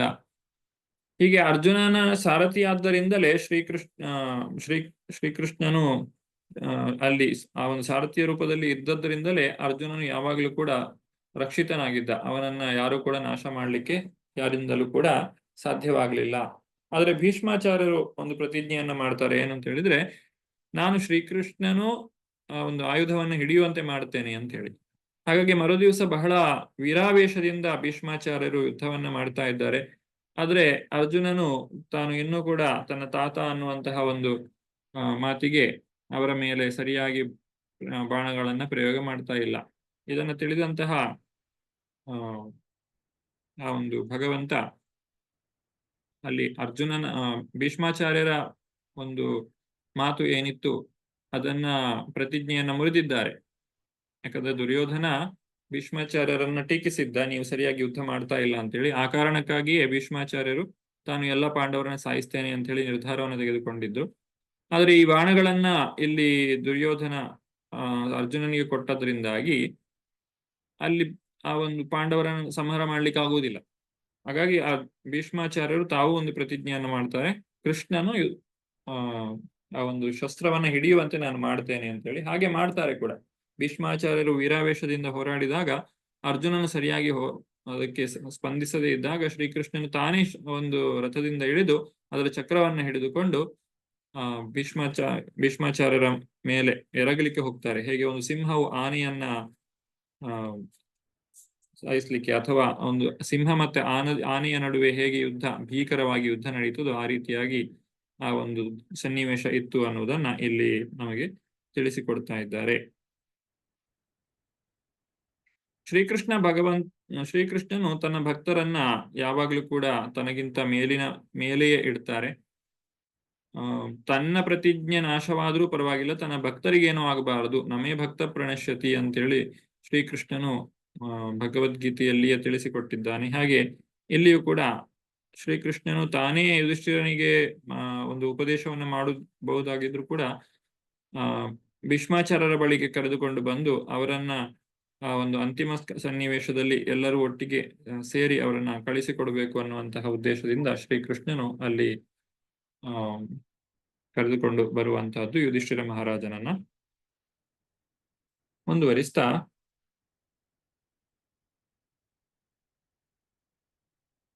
ಶ್ರೀಕೃಷ್ಣನ ಒಂದು ರೂಪ ಹೇಗಿತ್ತು, ಆ ಮುಕುಂದ ಅಂತ ಹೇಳಿ ಕರೀತಾರೆ. ಮುಕುಂದನ ರೂಪ ಹೇಗಿತ್ತು ಅನ್ನೋದನ್ನ 38ನೇ ಶ್ಲೋಕದಲ್ಲಿ ತಿಳಿಸಿಕೊಡ್ತಾ ಇದ್ದಾರೆ. ಶಿತ ವಿಶಿಖಹತೋ ವಿಶೀರ್ಣದಂಶ ಶತಜ ಪರಿಪ್ಲುತ ಆತತಾಯಿನೋ ಮೇ ಪ್ರಸಮಭಿಪಸಸಾರ ಮಧ್ವದಾರ್ಥಂ ಸಭವತು ಮೇ ಭಗವಾನ್ ಗತಿರ್ಮುಕುಂದಃ. ಮೋಕ್ಷದಾಯಕನಾದ ದೇವೋತ್ತಮ ಪರಮ ಪುರುಷ ಭಗವಾನ್ ಶ್ರೀಕೃಷ್ಣ ತನ್ನ ಅಂತಿಮ ಗಮ್ಯಸ್ಥಾನವಾಗಲಿ, ನನ್ನ ಅಂತಿಮ ಗಮ್ಯಸ್ಥಾನವಾಗಲಿ, ರಣರಂಗದಲ್ಲಿ ನನ್ನ ಮೊನಚಾದ ಬಾಣಗಳಿಂದಾದ ಗಾಯಗಳಿಂದ ಕೋಪಗೊಂಡವನಂತೆ ಅವನು ನನ್ನೆಡೆಗೆ ನುಗ್ಗಿ ಬಂದ. ಅವನ ಕವಚ ಚೂರು ಚೂರಾಗಿತ್ತು, ಅವನ ದೇಹ ಗಾಯಗಳಿಂದಾಗಿ ರಕ್ತಸಿಕ್ತವಾಗಿತ್ತು. ಭಗವಂತನಿಗೆ ದೇಹಿ ಅಭಿನ್ನ, ಆದ್ರೆ ಇಲ್ಲಿ ಭಗವಂತ ತನ್ನ ಲೀಲೆಗೆ ಮಾತ್ರ ಈ ಒಂದು ರಕ್ತ ಬರುವಂತೆ ತಾನು ಮಾಡ್ತಾ ಇದ್ದಾನೆ. ಆದ್ರೆ ಭಗವಂತನಿಗೆ ಆ ರೀತಿಯಾದಂತಹ ಶರೀರ ರಚನೆ ಇರುವುದಿಲ್ಲ. ಆತನು ಸಂಪೂರ್ಣವಾಗಿ ದಿವ್ಯನಾಗಿರ್ತಾನೆ. ಅವನ ಶರೀರ ದಿವ್ಯಮಯವಾದದ್ದು, ಪಂಚಭೂತಗಳಿಂದ ಮಾಡಿದಂತಹ ಒಂದು ಶರೀರ ಅಲ್ಲ. ಆತನ ಶರೀರದ ಪ್ರತಿಯೊಂದು ಅಂಗವೂ ಕೂಡ ಬೇರೆ ಎಲ್ಲ ಅಂಗಗಳ ಕಾರ್ಯವನ್ನು ಕೂಡ ಮಾಡಬಲ್ಲದು. ಹೀಗೆ ಭಗವಂತನ ಆ ಒಂದು ಗುಣಗಾನವನ್ನ ಇಲ್ಲಿ ಭೀಷ್ಮಾಚಾರ್ಯರು ಮಾಡ್ತಾ ಇದ್ದಾರೆ. 38ನೇ ಶ್ಲೋಕವನ್ನು ನಾವು ಈಗಾಗಲೇ ನೋಡಿದ್ದೇವೆ. ಮುಂದಕ್ಕೆ 39ನೇ ಶ್ಲೋಕದಲ್ಲಿ ಪಾರ್ಥಸಾರಥಿಯಾಗಿ ಭಗವಂತ ಹೇಗೆ ಅರ್ಜುನನನ್ನು ರಕ್ಷಣೆ ಮಾಡ್ತಾ ಇದ್ದಾನೆ, ಮತ್ತು ಇನ್ನು ಸ್ವರೂಪ ಸಿದ್ಧಿ ಅಂತ ಹೇಳಿದ್ರೆ ಏನು ಅನ್ನೋದು ಇತ್ಯಾದಿಗಳನ್ನ ನಾವು 39ನೇ ಶ್ಲೋಕದಲ್ಲಿ ಕಾಣಬಹುದು. ವಿಜಯರಥ ಕುಟುಂಬ ಆತತೋತ್ರೇ ಧೃತ ಹಯರಶ್ಮಿನಿ ತಚ್ಛ್ರಿಯೇ ಕ್ಷಣೀಯೇ ಭಗವತಿರತಿರಸ್ತು ಮೇ ಮುಮೂರ್ಷೋ ಯಮಿಹ ನಿರೀಕ್ಷ್ಯ ಹತಾಗತ ಸ್ವರೂಪಂ. ಅನುವಾದ: ಮರಣಕಾಲದಲ್ಲಿ ನನ್ನ ಅಂತಿಮ ಆಕರ್ಷಣೆಯು ದೇವೋತ್ತಮ ಪರಮಪುರುಷ ಶ್ರೀಕೃಷ್ಣನಲ್ಲಿ ಇರಲಿ. ಬಲಗೈಯಲ್ಲಿ ಚಾವಟಿಯನ್ನು ಹಿಡಿದು ಎಡಗೈಯಲ್ಲಿ ಕಡಿವಾಣಗಳನ್ನು ಹಿಡಿದು ಅರ್ಜುನನ ರಥಕ್ಕೆ ಸರ್ವವಿಧಾನಗಳಿಂದಲೂ ರಕ್ಷಣೆಯನ್ನು ನೀಡುವಲ್ಲಿ ತುಂಬಾ ಎಚ್ಚರ ವಹಿಸಿದ್ದ ಪಾರ್ಥ ಸಾರಥಿಯಲ್ಲಿ ನನ್ನ ಮನಸ್ಸನ್ನು ಕೇಂದ್ರೀಕರಿಸುತ್ತೇನೆ. ಕುರುಕ್ಷೇತ್ರದ ರಣರಂಗದಲ್ಲಿ ಅವನನ್ನು ಕಂಡವರು ಮರಣಾನಂತರದ ತಮ್ಮ ಮೂಲ ರೂಪವನ್ನು ಪಡೆದರು. ಇದು ಇನ್ನೊಂದು ಮಾತು ಅಲ್ಲಿ 35ನೇ ಶ್ಲೋಕದಲ್ಲಿ ತಿಳಿಸಿದ್ದಾರೆ, ಹೇಗೆ ಎಲ್ಲರ ಆಯಸ್ಸನ್ನು ಭಗವಂತ ಕ್ಷೀಣಿಸಿದ್ದಾನೆ ಅಂತ ಹೇಳಿ. ಇಲ್ಲಿ 39ನೇ ಶ್ಲೋಕದಲ್ಲಿ ಹೇಳ್ತಾರೆ, ಹೇಗೆ ಭಗವಂತನ ಸಾನ್ನಿಧ್ಯದಲ್ಲಿ ತಾವು ಶರೀರವನ್ನ ತ್ಯಾಗ ಮಾಡ್ತಾರೋ ಅವರು ಖಂಡಿತವಾಗಿಯೂ ಭಗವಂತನ ಧಾಮಕ್ಕೆ ಹೋಗುತ್ತಾರೆ. ಅವರು ತಮ್ಮ ಸ್ವರೂಪವನ್ನ, ನಿಜವಾದಂತಹ ಸ್ವರೂಪ, ನಾವು ಎಲ್ಲರೂ ಕೂಡ ಒಂದು ಸ್ವರೂಪವನ್ನ ಪಡೆದಿದ್ದೇವೆ, ಅದರಲ್ಲಿ ಭಗವಂತನಿಗೆ ನಾವು ಯಾವ ರೀತಿಯಾದಂತಹ ಸೇವೆಯನ್ನ ಮಾಡ್ತಾ ಇದ್ದೇವೆ ಅನ್ನೋದನ್ನ ಆ ಒಂದು ಸ್ವರೂಪ ಸಿದ್ಧಿಯಲ್ಲಿ ಕಾಣಲಿಕ್ಕೆ ಸಾಧ್ಯ. ಆದ್ರೆ ಯಾರು ಕೂಡ ಏನನ್ನು ಯೋಚನೆ ಮಾಡಬಾರ್ದು, ಅಂದ್ರೆ ನಾವೇ ಅಂದುಕೊಳ್ಳುವಂತಹದ್ದು, ಅದನ್ನ ಸಿದ್ಧ ಪ್ರಣಾಳಿ ಅಂತ ಹೇಳ್ತೇವೆ. ತಾವು ಗೋಲೋಕ ವೃಂದಾವನದಲ್ಲಿ ಅಥವಾ ವೈಕುಂಠ ಲೋಕದಲ್ಲಿ ಹೀಗೆ ಆಗಿದ್ದೇನೆ ಅನ್ನೋದನ್ನ ಯಾರಾದರೂ ಹೇಳಿದ್ದನ್ನ ಕೇಳಿ ಅದೇ ರೀತಿಯಾಗಿ ಈಗ ಈ ಭೌತಿಕ ಬಂಧನದಲ್ಲಿ ಇರುವಾಗಲೇ ಆ ರೀತಿಯಾಗಿ ವರ್ತಿಸುವುದನ್ನ ಸಿದ್ಧ ಪ್ರಣಾಳಿ ಅಂತ ಹೇಳಿ ಹೇಳ್ತಾರೆ. ಅದನ್ನ ನಾವು ಅಭ್ಯಾಸ ಮಾಡಬಾರ್ದು. ಆದ್ರೆ ಇಲ್ಲಿ ಭಗವಂತನ ಸಮ್ಮುಖದಲ್ಲಿ ಯಾರೆಲ್ಲ ಶರೀರವನ್ನು ತ್ಯಾಗ ಮಾಡ್ತಾರೋ ಅವರು ನೇರವಾಗಿ ಸ್ವರೂಪ ಸಿದ್ಧಿಯನ್ನ ಪಡೆದುಕೊಳ್ತಾರೆ. ಹಾಗಾದ್ರೆ ಅರ್ಜುನನಿಗೆ ಭಗವಂತ ತೋರಿದಂತಹ ಆ ಒಂದು ಪ್ರೀತಿ ಅಥವಾ ಅರ್ಜುನನು ಭಗವಂತನಿಗೆ ತೋರಿದಂತಹ ಭಕ್ತಿ ಇದು ಅತ್ಯಂತ ಶ್ರೇಷ್ಠವಾ ಅಂತ ಕೇಳಿದ್ರೆ ಇಲ್ಲ, ಇದಕ್ಕಿಂತಲೂ ಉತ್ತಮವಾದದ್ದು ಇನ್ನೂ ಇದೆ ಅಂತ ಹೇಳಿ ಇಲ್ಲಿ ಗೋಪಿಯರ ಕುರಿತಾಗಿ ಭೀಷ್ಮಾಚಾರ್ಯರು ತಿಳಿಸಿಕೊಡ್ತಾ ಇದ್ದಾರೆ. ಅಂದ್ರೆ ಆ ಗೋಪಿಯರ ಒಂದು ಆಶೀರ್ವಾದವನ್ನ ತಾವು ಪಡೆದುಕೊಂಡು ಆ ಭಗವಂತನ ಭಕ್ತಿಯಲ್ಲಿ ತಾವು ಮುಂದುವರಿಬೇಕು. ಆ ಶರೀರವನ್ನು ತ್ಯಾಗ ಮಾಡುವ ಮುಖಾಂತರ ಇನ್ನೊಂದು ಉತ್ತಮವಾದಂತಹ ಆ ಭಗವಂತನ ಧಾಮಕ್ಕೆ ಹೋಗುವಂತಹ ಒಂದು ಅವಕಾಶವನ್ನ ಪಡೆದುಕೊಳ್ಳಬೇಕು. ಇದನ್ನ ಮುಂದಿನ 40ನೇ ಶ್ಲೋಕದಲ್ಲಿ ಆ ಗೋಪಿಯರ ಪ್ರೇಮವನ್ನ ತಿಳಿಸಿಕೊಡ್ತಾ ಇದ್ದಾರೆ. ಲಲಿತ ಗತಿ ವಿಲಾಸ ವಲ್ಗುಹಾಸ ಪ್ರಣಯ ನಿರೀಕ್ಷಣ ಕಲ್ಪಿತೋರುಮಾನ ಕೃತಮನುಕೃತವತ್ಯ ಉನ್ಮದಾಂಧ ಪ್ರಕೃತಿ ಮಗನ್ ಕಿಲ ಯಸ್ಯ ಗೋಪವಧ್ವಾ. ಬ್ರಜಧಾಮದ ಗೋಪಿಯರನ್ನು ತನ್ನ ಲಲಿತವಾದ ಚಲನವಲನ ಮತ್ತು ಪ್ರೀತಿ ತುಂಬಿದ ಮಂದಹಾಸಗಳಿಂದ ಆಕರ್ಷಿಸಿದ ಭಗವಾನ್ ಶ್ರೀಕೃಷ್ಣನಲ್ಲಿ ನನ್ನ ಮನಸ್ಸು ನೆಲೆಗೊಳ್ಳಲಿ. ಆ ಗೋಪಿಕೆಯರು ಭಗವಂತನ ರಾಸನೃತ್ಯದ ನಂತರ ಅದೃಶ್ಯನಾದ ಮೇಲೆ ಅವನ ಚಲನವಲನಗಳನ್ನು ಅನುಕರಿಸಿದರು. ಇದು ಭಗವಂತನ ರಾಸನೃತ್ಯದ ಒಂದು ಸನ್ನಿವೇಶ. ಅಲ್ಲಿ ರಾಸನೃತ್ಯದಿಂದ ಭಗವಾನ್ ಶ್ರೀಕೃಷ್ಣ ತಕ್ಷಣ ಅಲ್ಲಿ ಅದೃಶ್ಯನಾಗ್ತಾನೆ. ಹಾಗೆ ಅದೃಶ್ಯನಾದಾಗ ಈ ಗೋಪಿಯರಿಗೆ ಭಗವಂತ ಇಲ್ಲದೆ ಜೀವಿಸ್ಲಿಕ್ಕೆ ಬರುವುದಿಲ್ಲ. ಅವರು ಸದಾಕಾಲ ಭಗವಂತನ ಒಂದು ಗುಣಗಾನವನ್ನೇ ಮಾಡ್ತಾ ಭಗವಂತನ ಸೇವೆಯನ್ನ ಮಾಡ್ತಾ ಇರುವಂತಹದ್ದು. ಹೀಗೆ ಕೃಷ್ಣನು ಇಲ್ಲದೆ ಇದ್ದಾಗ ಕೃಷ್ಣನ ಚಟುವಟಿಕೆಗಳನ್ನು ನೆನಪು ಮಾಡಿಕೊಂಡು ಅದಕ್ಕೆ ಸರಿಯಾಗಿ ಅವರು ಅನುಕರಿಸ್ತಾರೆ. ಅನುಕರಿಸುವುದು ಅಂತ ಹೇಳಿದ್ರೆ ಇನ್ನೊಬ್ಬರು ಮಾಡಿದ ಹಾಗೆ ಇವರು ಮಾಡುವಂಥದ್ದು. ಹೇಗೆ ಶ್ರೀಕೃಷ್ಣ ಕೊಳಲನ್ನು ಊದ್ತಾನೆ, ಆ ಯಮುನಾ ತೀರದಲ್ಲಿ ತಾನು ಸಂಚರಿಸ್ತಾನೆ, ಎಲ್ಲ ಭಕ್ತರನ್ನು ತನ್ನ ಕಡೆಗೆ ಆಕರ್ಷಿಸ್ತಾನೆ, ತನ್ನ ಬಾಲ್ಯದಲ್ಲಿ ಹೇಗೆ ಬೇರೆ ಬೇರೆ ರಾಕ್ಷಸರನ್ನ ಆತನು ಸಂಹಾರ ಮಾಡಿದ್ದಾನೆ ಇತ್ಯಾದಿ ವಿಚಾರಗಳನ್ನ ಇಲ್ಲಿ ತಿಳಿಸಿಕೊಡ್ತಾ ಇದ್ದಾರೆ. ಆ ಒಂದು ಗೋಪಿಯರು ಹೇಗೆ ಅದನ್ನ ಅನುಕರಣೆ ಮಾಡಿದ್ರು ಅನ್ನೋದನ್ನ ಇಲ್ಲಿ ತಿಳಿಸಿಕೊಡ್ತಾ ಇದ್ದಾರೆ 40ನೇ ಶ್ಲೋಕದಲ್ಲಿ. ಅಂದ್ರೆ ಆ ಗೋಪಿಯರು ಏನು ಕೃಷ್ಣನಿಗೆ ಪ್ರೀತಿಯನ್ನು ತೋರಿಸಿದ್ದಾರೆ, ಭಕ್ತಿಯನ್ನ ಪ್ರೀತಿ ಮಾಡಿದ್ದಾರೆ, ಅದು ಎಲ್ಲಕ್ಕಿಂತಲೂ ಶ್ರೇಷ್ಠ ಅನ್ನುವಂಥದ್ದು ಇಲ್ಲಿ ನಮಗೆ ಅರ್ಥವಾಗುತ್ತದೆ. ಇನ್ನು ಭೀಷ್ಮಾಚಾರ್ಯರು ತಾವೇ ಶ್ರೀಕೃಷ್ಣನ ಒಂದು ಪೂಜೆಯನ್ನ ಮಾಡಿದಂತಹ ಸನ್ನಿವೇಶ, ಆ ಯುಧಿಷ್ಠಿರ ಮಹಾರಾಜನ ರಾಜಸೂಯ ಯಜ್ಞ, ಅದರ ಕುರಿತಾಗಿಯೂ ಇಲ್ಲಿ ಭೀಷ್ಮಾಚಾರ್ಯರು ನೆನಪು ಮಾಡಿಕೊಳ್ಳುತ್ತಾರೆ. 41ನೇ ಶ್ಲೋಕ. ಮುನಿಗಣ ನೃಪವರ್ಯ ಸಂಕುಲೇಂತ ಸದಸಿ ಯುಧಿಷ್ಠಿರ ರಾಜಸೂಯ ಏಷಾಂ ಅರ್ಹಣಮುಪಪೇದ ಈಕ್ಷಣೀಯೋ ಮಮ ದೃಷಿಗೋಚರ ಏಷ ಆವಿರಾತ್ಮ. ಯುಧಿಷ್ಠಿರ ಮಹಾರಾಜ ಆಚರಿಸಿದ ರಾಜಸೂಯ ಯಜ್ಞದಲ್ಲಿ ಪ್ರಪಂಚದ ಎಲ್ಲ ಮುನಿಗಣಗಳ ಮತ್ತು ನೃಪವರ್ಯರ ಮಹಾಸಂಕುಲವೇ ಸೇರಿತ್ತು. ಆ ಮಹಾಸಭೆಯಲ್ಲಿ ಭಗವಾನ್ ಶ್ರೀಕೃಷ್ಣನನ್ನು ಪ್ರತಿಯೊಬ್ಬರು ಅತ್ಯುನ್ನತ ದೇವೋತ್ತಮ ಪರಮಪುರುಷನೆಂದು ಪೂಜಿಸಿದರು. ಇದು ನನ್ನ ಕಣ್ಣೆದುರಿನಲ್ಲಿಯೇ ನಡೆಯಿತು. ನನ್ನ ಮನಸ್ಸನ್ನು ಭಗವಂತನಲ್ಲಿಯೇ ನೆಲೆಗೊಳಿಸಲು ನಾನು ಆ ಪ್ರಸಂಗವನ್ನು ನೆನಪಿನಲ್ಲಿ ಇಟ್ಟುಕೊಂಡಿದ್ದೇನೆ. ಭಗವಂತನ ಅನೇಕ ಲೀಲೆಗಳಿವೆ. ಅವುಗಳಲ್ಲಿ ನಮಗೆ ಇಷ್ಟವಾದಂತಹ ಕೆಲವೊಂದು ಲೀಲೆಗಳನ್ನ ನಾವು ಯಾವಾಗಲೂ ನೆನಪಿನಲ್ಲಿ ಇಟ್ಟುಕೊಳ್ಳಬೇಕು. ಇಲ್ಲಿ ಭೀಷ್ಮಾಚಾರ್ಯರು ತಾವು ಮತ್ತು ಕೃಷ್ಣನ ನಡುವೆ ನಡೆದಂತಹ ವ್ಯವಹಾರ ಏನಿದೆ ಅದನ್ನ ಮತ್ತೆ ಇಲ್ಲಿ ನೆನಪು ಮಾಡಿಕೊಳ್ತಾ ಇದ್ದಾರೆ. ಹೇಗೆ ಶ್ರೀಕೃಷ್ಣನು ಅರ್ಜುನನನ್ನ ರಕ್ಷಣೆ ಮಾಡ್ತಾ ಇದ್ದ, ಮತ್ತು ಆ ರಾಜಸೂಯ ಯಾಗದಲ್ಲಿ ಎಲ್ಲರೂ ಬಂದಿದ್ದಾರೆ. ಮುನಿಗಣಗಳು ಅಂದ್ರೆ ಎಲ್ಲ ಋಷಿ ಮುನಿಗಳು ಮತ್ತೆ ರಾಜರುಗಳು ಎಲ್ಲ ಬಂದಿದ್ದಾರೆ, ಎಲ್ಲರೂ ಅಲ್ಲಿ ಸೇರಿದ್ದಾರೆ. ಅಂತಹ ಒಂದು ಮಹಾಸಭೆಯಲ್ಲಿ ಯಾರು ಅಗ್ರಪೂಜೆಯನ್ನು ಸ್ವೀಕರಿಸಬೇಕು ಅಂತ ಹೇಳಿದ್ರೆ ಅದು ಶ್ರೀಕೃಷ್ಣನೇ ಅದಕ್ಕೆ ಸರಿಯಾದಂತಹ ವ್ಯಕ್ತಿ.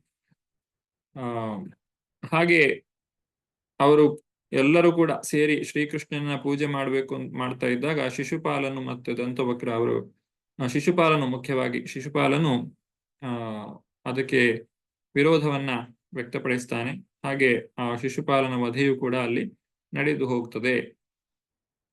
ಹೀಗೆ ಅದರ ನಂತರ ನಡೆದಂತಹ ಆ ರಾಜಸೂಯ ಯಜ್ಞದಲ್ಲಿ ಹೇಗೆ ಭಗವಂತನು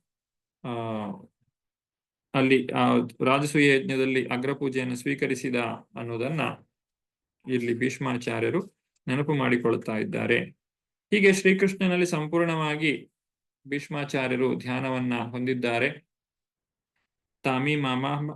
ತಮಿಮಹಮಜಂ ಶರೀರ ಭಾಜಾಂ ಹೃದಿ ದೃಷ್ಟಿತಮಾತ್ಮಕಲ್ಪಿತಾನಾಂ ಪ್ರತಿದೃಶಮಿವ ನೈಕಧಾರ್ಕಮೇಕಂ ಸಮಧಿಗತೋಸ್ಮಿ ವಿಧೂತ ಭೇದ ಮೋಹ.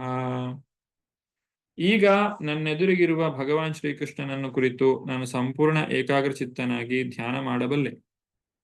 ಏಕೆಂದರೆ ಪ್ರತಿಯೊಬ್ಬನ ಹೃದಯದಲ್ಲಿ ಅಷ್ಟೇಕೆ ಮಾನಸಿಕ ಊಹಾತ್ಮಕ ಚಿಂತಕರ ಹೃದಯಗಳಲ್ಲಿಯೂ ಕೂಡ ಅವನ ಇರುವಿಕೆಯ ಬಗೆಗೆ ಇದ್ದರ ದ್ವಂದ್ವಗಳ ತಪ್ಪು ಗ್ರಹಿಕೆಗಳನ್ನು ಈಗ ನಾನು ದಾಟಿದ್ದೇನೆ. ಅವನು ಪ್ರತಿಯೊಬ್ಬರ ಹೃದಯದಲ್ಲೂ ಇದ್ದಾನೆ. ಸೂರ್ಯನನ್ನು ನಾನಾ ಬಗೆಯಲ್ಲಿ ಕಾಣಬಹುದು, ಆದರೆ ಸೂರ್ಯನೊಬ್ಬನೇ. ಹೀಗೆ ಭೀಷ್ಮಾಚಾರ್ಯರು ತಮ್ಮ ಮನಸ್ಸನ್ನ ಏಕಾಗ್ರಚಿತ್ತದಿಂದ ಕೃಷ್ಣನಲ್ಲಿ ನೆಟ್ಟಿದ್ದಾರೆ. ಆ ಒಂದು ಭಗವಂತನ ಕುರಿತಾಗಿ ಇದ್ದಂತಹ ದ್ವಂದ್ವಗಳು, ತಪ್ಪು ಗ್ರಹಿಕೆಗಳು ಇವುಗಳೆಲ್ಲ ಭಗವಂತನ ಅನುಗ್ರಹದಿಂದ ದೂರವಾಗಿದೆ. ಎಲ್ಲರ ಹೃದಯದಲ್ಲಿರುವಂತಹ ಭಗವಂತನನ್ನ ಭೀಷ್ಮಾಚಾರ್ಯರು ಕಾಣಲಿಕ್ಕೆ ಶಕ್ತರಾಗಿದ್ದಾರೆ. ಇಲ್ಲಿ ಸೂರ್ಯನನ್ನು ನಾನಾ ಬಗೆಯಲ್ಲಿ ಕಾಣಬಹುದು, ಆದರೆ ಅವನು ಒಬ್ಬನೇ. ನಾವು ಬೇರೆ ಬೇರೆ ಪಾತ್ರೆಗಳಲ್ಲಿ ಆ ಪ್ರತಿಬಿಂಬವನ್ನು ನೋಡಿದರೆ ಅಷ್ಟೊಂದು ಎಷ್ಟೋ ಪಾತ್ರೆಗಳಿವೆಯೋ ಅಷ್ಟು ಪ್ರತಿಬಿಂಬಗಳು ಕಾಣಲಿಕ್ಕೆ ಸಿಗ್ತದೆ. ಆದರೆ ಮೂಲದಲ್ಲಿ ಶ್ರೀಕೃಷ್ಣ ಅಥವಾ ಮೂಲದಲ್ಲಿ ಆ ಸೂರ್ಯನು ಒಬ್ಬನೇ ಆಗಿರ್ತಾನೆ ಅನ್ನೋದನ್ನ ಇಲ್ಲಿ ಈ ಒಂದು ಸಾದೃಶ್ಯದ ಮುಖಾಂತರವಾಗಿ ತಿಳಿಸಿಕೊಟ್ಟಿದ್ದಾರೆ. ಕೊನೆಗೆ ಸೂತ ಮುನಿಗಳು ಅಂದ್ರೆ ಇಲ್ಲಿ 42ನೆಯ ಶ್ಲೋಕದವರೆಗೆ ಈ ಪ್ರಾರ್ಥನೆಯು ಭೀಷ್ಮಾಚಾರ್ಯರ ಪ್ರಾರ್ಥನೆಯು ನಡೆಯಿತು. ಇನ್ನು ಮುಂದಕ್ಕೆ 43ರಿಂದ ಅವರ ಒಂದು ಅಂತಿಮವಾದಂತಹ ಕ್ಷಣದ ಕುರಿತಾಗಿ ಇಲ್ಲಿ ತಿಳಿಸಿಕೊಡ್ತಾ ಇದ್ದಾರೆ. ಕೃಷ್ಣ ಏವಂ ಸೂತ ಉವಾಚ ಕೃಷ್ಣ ಏವಂ ಭಗವತಿ ಮನೋವಾಗ್ದೃಷ್ಟಿವೃತ್ತಿಭಿಃ ಆತ್ಮನ್ಯಾತ್ಮನಾಮೇವೇಶ್ಯ ಸೋಂತಶ್ವಾಸ ಉಪಾರಮತ್. ಸೂತ ಮುನಿಗಳು ನುಡಿದರು, ಹೀಗೆ ಭೀಷ್ಮರು ದೇವೋತ್ತಮ ಪರಮಪುರುಷನಾದ ಭಗವಾನ್ ಶ್ರೀಕೃಷ್ಣ ಪರಮಾತ್ಮನಲ್ಲಿ ತಮ್ಮ ಮನೋವಾಗ್ ದೃಷ್ಟಿಗಳಿಂದ ಲೀನರಾಗಿ ಮೌನಿಯಾದರು. ಅವರ ಉಸಿರಾಟ ನಿಂತಿತು. ಇದು ಕೊನೆಯ ಕ್ಷಣ. ಭಗವಂತನನ್ನ ನೋಡ್ತಾ ಆ ಭಗವಂತನ ಒಂದು ದಿವ್ಯಮಂಗಳವಾದಂತಹ ರೂಪವನ್ನ ಸವಿತಾ ಭೀಷ್ಮಾಚಾರ್ಯರು ಶರೀರವನ್ನ ತ್ಯಾಗ ಮಾಡಿದ್ದಾರೆ. ಇನ್ನು ಅವರ ಅಂತಿಮ ಸಂಸ್ಕಾರದ ಕುರಿತಾಗಿ ಕೂಡ ಇಲ್ಲಿ ಭಾಗವತದ ಕೊನೆಯ ಭಾಗದಲ್ಲಿ ತಿಳಿಸಿಕೊಡ್ತಾ ಇದ್ದಾರೆ. ಸಂಪದ್ಯಮಾನಮಾಜ್ಞಾಯ ಭೀಷ್ಮಂ ಬ್ರಹ್ಮಣಿ ನಿಷ್ಕಲೆ ಸರ್ವೇ ಬಂಧುವುತ್ತಸ್ತೆ ತೂಷ್ಣೀಂ ವಯಾಂಸೀವ ದಿನಾತ್ಯಯೇ. ಅನುವಾದ: ಭೀಷ್ಮರು ಅನಂತ ಶಾಶ್ವತವಾದ ಪರಮ ಪರಾತ್ಪರಲ್ಲಿ ಲೀನವಾದದ್ದನ್ನು ತಿಳಿದು ಅಲ್ಲಿ ನೆರೆದಿದ್ದವರೆಲ್ಲ ದಿನಾಂತ್ಯದ ಪಕ್ಷಿಗಳ ಹಾಗೆ ಮೌನವಾದರು. ಇಲ್ಲಿ ಎಲ್ಲರಿಗೂ ಕೂಡ ಬೇಸರ ಆವರಿಸಿಕೊಂಡಿದೆ. ಶ್ರೀಕೃಷ್ಣನು ತಮ್ಮನ್ನ ಭೀಷ್ಮಾಚಾರ್ಯರು ತಮ್ಮನ್ನ ಬಿಟ್ಟು ಹೋಗಿದ್ದಾರೆ ಅಥವಾ ಅವರು ಶರೀರವನ್ನ ತ್ಯಾಗ ಮಾಡಿದ್ದಾರೆ. ಅದನ್ನು ಕಂಡಂತಹ ಎಲ್ಲರೂ ಕೂಡ ಮೌನವಾಗಿದ್ದಾರೆ.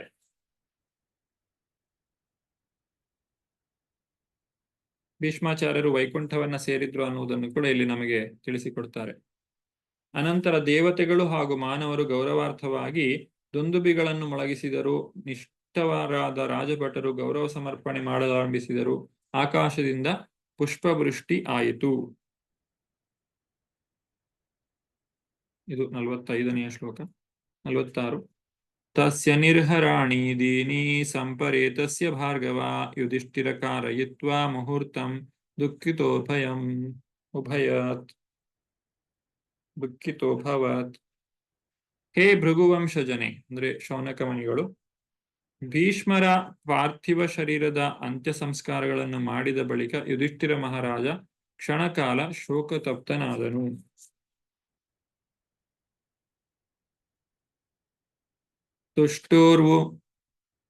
ತುಷ್ಟುರ್ವು ಮುನಯೋ ಹೃಷ್ಟ ಕೃಷ್ಣಂ ತದ್ಗುಹ್ಯ ನಾಮಭಿಃ ತತಸ್ತೆ ಕೃಷ್ಣ ಹೃದಯ ಸ್ವಾಶ್ರಮಾನ್ ಪ್ರಯಯು ಪುನಃ. ಅನುವಾದ: ಆಗ ಎಲ್ಲ ಮಹಾಮುನಿಗಳು ಅಲ್ಲಿದ್ದ ಭಗವಾನ್ ಶ್ರೀಕೃಷ್ಣನನ್ನು ರಹಸ್ಯವಾದ ವೇದ ಸ್ತೋತ್ರಗಳಿಂದ ಸ್ತುತಿಸಿದರು. ಅನಂತರ ಭಗವಾನ್ ಶ್ರೀಕೃಷ್ಣನನ್ನು ತಮ್ಮ ಹೃದಯಗಳಲ್ಲಿ ಸದಾ ಧಾರಣೆ ಮಾಡಿ ತಮ್ಮ ತಮ್ಮ ಆಶ್ರಮಗಳಿಗೆ ಹಿಂದಿರುಗಿದರು. ಭೀಷ್ಮಾಚಾರ್ಯರ ಶರೀರವನ್ನು ತ್ಯಾಗ ಮಾಡಿದ್ದಾರೆ. ಎಲ್ಲರೂ ಕೂಡ ನೆರೆದಿದ್ದವರು ತಮ್ಮ ಆಶ್ರಮಗಳಿಗೆ ಹಿಂದಿರುಗ್ತಾ ಇದ್ದಾರೆ. ಅಲ್ಲಿ ಇದ್ದಂತಹ ಮುನಿಗಳು ಭಗವಂತನನ್ನ ಸ್ತೋತ್ರಗಳಿಂದ ಸ್ತುತಿಸ್ತಾ ಇದ್ದಾರೆ. 48ನೆಯ ಶ್ಲೋಕ. 48ನೆಯ ಶ್ಲೋಕ. ತತೋ ಯುಧಿಷ್ಠಿರೋ ಗತ್ವಾ ಸಹ ಕೃಷ್ಣೋ ಗಜಾಹ್ವಯಂ ಪಿತರಂ ಸಾಂತ್ವಯಾಮಾಸ ಗಾಂಧಾರೀಂ ಚ ತಪಸ್ವಿನೀಂ. ಆಮೇಲೆ ಯುಧಿಷ್ಠಿರ ಮಹಾರಾಜ ಕೃಷ್ಣನಿಂದ ಒಡಗೂಡಿ ತನ್ನ ರಾಜಧಾನಿಯಾದ ಹಸ್ತಿನಾಪುರಕ್ಕೆ ಕೂಡಲೇ ನಡೆದನು. ಅಲ್ಲಿ ಅವನು ತನ್ನ ದೊಡ್ಡಪ್ಪ ಮತ್ತು ತಪಸ್ವಿನಿಯಾದ ದೊಡ್ಡಮ್ಮ ಗಾಂಧಾರಿಯನ್ನು ಸಾಂತ್ವನಗೊಳಿಸಿದನು. ಯಾಕಂದ್ರೆ ಅವರು ತಮ್ಮ ಎಲ್ಲ ಮಕ್ಕಳನ್ನ ಕಳೆದುಕೊಂಡಿದ್ದಾರೆ. ಭೀಮನು ಅವರೆಲ್ಲರನ್ನು ಕೂಡ ಸಂಹಾರ ಮಾಡಿದ್ದಾನೆ. ಯಾಕಂತ ಹೇಳಿದ್ರೆ ಅವರು ಭೀಮನ ಜೊತೆಗೆ ಯುದ್ಧವನ್ನ ಮಾಡಲಿಕ್ಕೆ ಹೊರಟ ಕಾರಣಕ್ಕಾಗಿ. ಪಿತ್ರಾ ಚಾನುಮತೋ ರಾಜ ವಾಸುದೇವಾನುಮೋದಿತಃ ಚಕಾರ ರಾಜ್ಯಂ ಧರ್ಮೇಣ ಪಿತೃಪೈತಾಮಹಂ ವಿಭುಃ.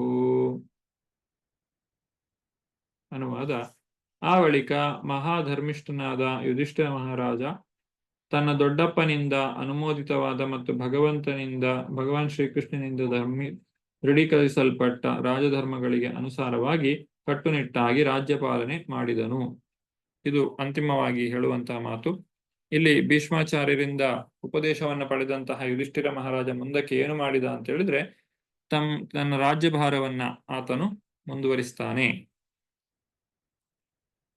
ಈ ರೀತಿಯಾಗಿ ಭೀಷ್ಮಾಚಾರ್ಯರ ಒಂದು ತ್ಯಾಗದ ನಂತರ ಯುಧಿಷ್ಠಿರ ಮಹಾರಾಜ ಹೇಗೆ ಅವರಲ್ಲಿ ಮಾರ್ಗದರ್ಶನವನ್ನು ಪಡೆಯುತ್ತಾನೆ, ಮತ್ತೆ ಭಗವಂತನ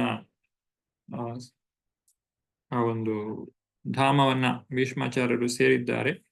ಎಲ್ಲರೂ ಮೌನವಾಗಿದ್ದಾರೆ. ಇಲ್ಲಿಗೆ ಈ ಒಂದು ಅಧ್ಯಾಯ ಕೊನೆಗೊಳ್ಳುತ್ತದೆ. ಇನ್ನು ಮುಂದಿನ ಅಧ್ಯಾಯದಿಂದ ಭಗವಾನ್ ಶ್ರೀಕೃಷ್ಣನು ದ್ವಾರಕೆಗೆ ಹೊರಟು ನಿಂತಹ ಸನ್ನಿವೇಶವನ್ನು ಕಾಣುತ್ತೇವೆ. ಹಾಗೆ ನಂತರ ಈ ಹಸ್ತಿನಾಪುರದಿಂದ ದ್ವಾರಕೆಗೆ ಹೊರಡುವಂತಹದ್ದು, ಮುಂದಕ್ಕೆ ದ್ವಾರಕೆಗೆ ತಲುಪುವಂತಹ ಒಂದು ವಿಚಾರವನ್ನ ಮುಂದಿನ ಅಧ್ಯಾಯದಲ್ಲಿ ತಿಳಿಸಿಕೊಡಲಾಗ್ತದೆ. ಹೀಗೆ ಭಗವಂತನು ತನ್ನ ಧಾಮಕ್ಕೆ ಹೋಗುವಂತಹದ್ದು ಮತ್ತು ತಾನು ಅವತರಿಸಿ ಬರುವಂತಹದ್ದು. ಇದು ಭಗವಂತ ಬರುವಂತ ಹೇಳಿದ್ರೆ ನಮಗೆ ಸಂಭ್ರಮದ ಒಂದು ಸನ್ನಿವೇಶ. ಅಂತಹ ಒಂದು ಸನ್ನಿವೇಶ ಇಲ್ಲಿ ಏರ್ಪಟ್ಟಿದೆ. ಅದನ್ನು ನಾವು ಮುಂದಿನ ಅಧ್ಯಾಯದಲ್ಲಿ ದ್ವಾರಕೆಗೆ ಭಗವಾನ್ ಶ್ರೀಕೃಷ್ಣನ ಪ್ರಯಾಣ ಅನ್ನುವಂತಹ ವಿಚಾರದ ಕುರಿತಾಗಿ ನಾವು ಮುಂದಿನ ತರಗತಿಯಲ್ಲಿ ನೋಡೋಣ.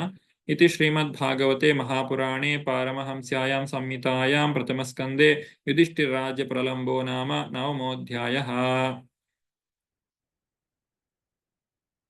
ಎಲ್ಲ ಭಕ್ತರಿಗೂ ಕೂಡ ಧನ್ಯವಾದಗಳು. ವಾಂಛಾಕಲ್ಪತರುಭ್ಯಶ್ಚ ಕೃಪಾ ಸಿಂಧುಭ್ಯ ಏವ ಚ ಪತಿತಾನಾಂ ಪಾವನೇಭ್ಯೋ ವೈಷ್ಣವೇಭ್ಯೋ ನಮೋ ನಮಃ. ಅನಂತ ಕೋಟಿ ವೈಷ್ಣವವೃಂದ ಕಿ ಜೈ. ನಾಮಾಚಾರ್ಯ ಶ್ರೀ ಹರಿದಾಸ್ ಠಾಕುರ್ ಕಿ ಜೈ. ಧನ್ಯವಾದ. ಹರೇ ಕೃಷ್ಣ.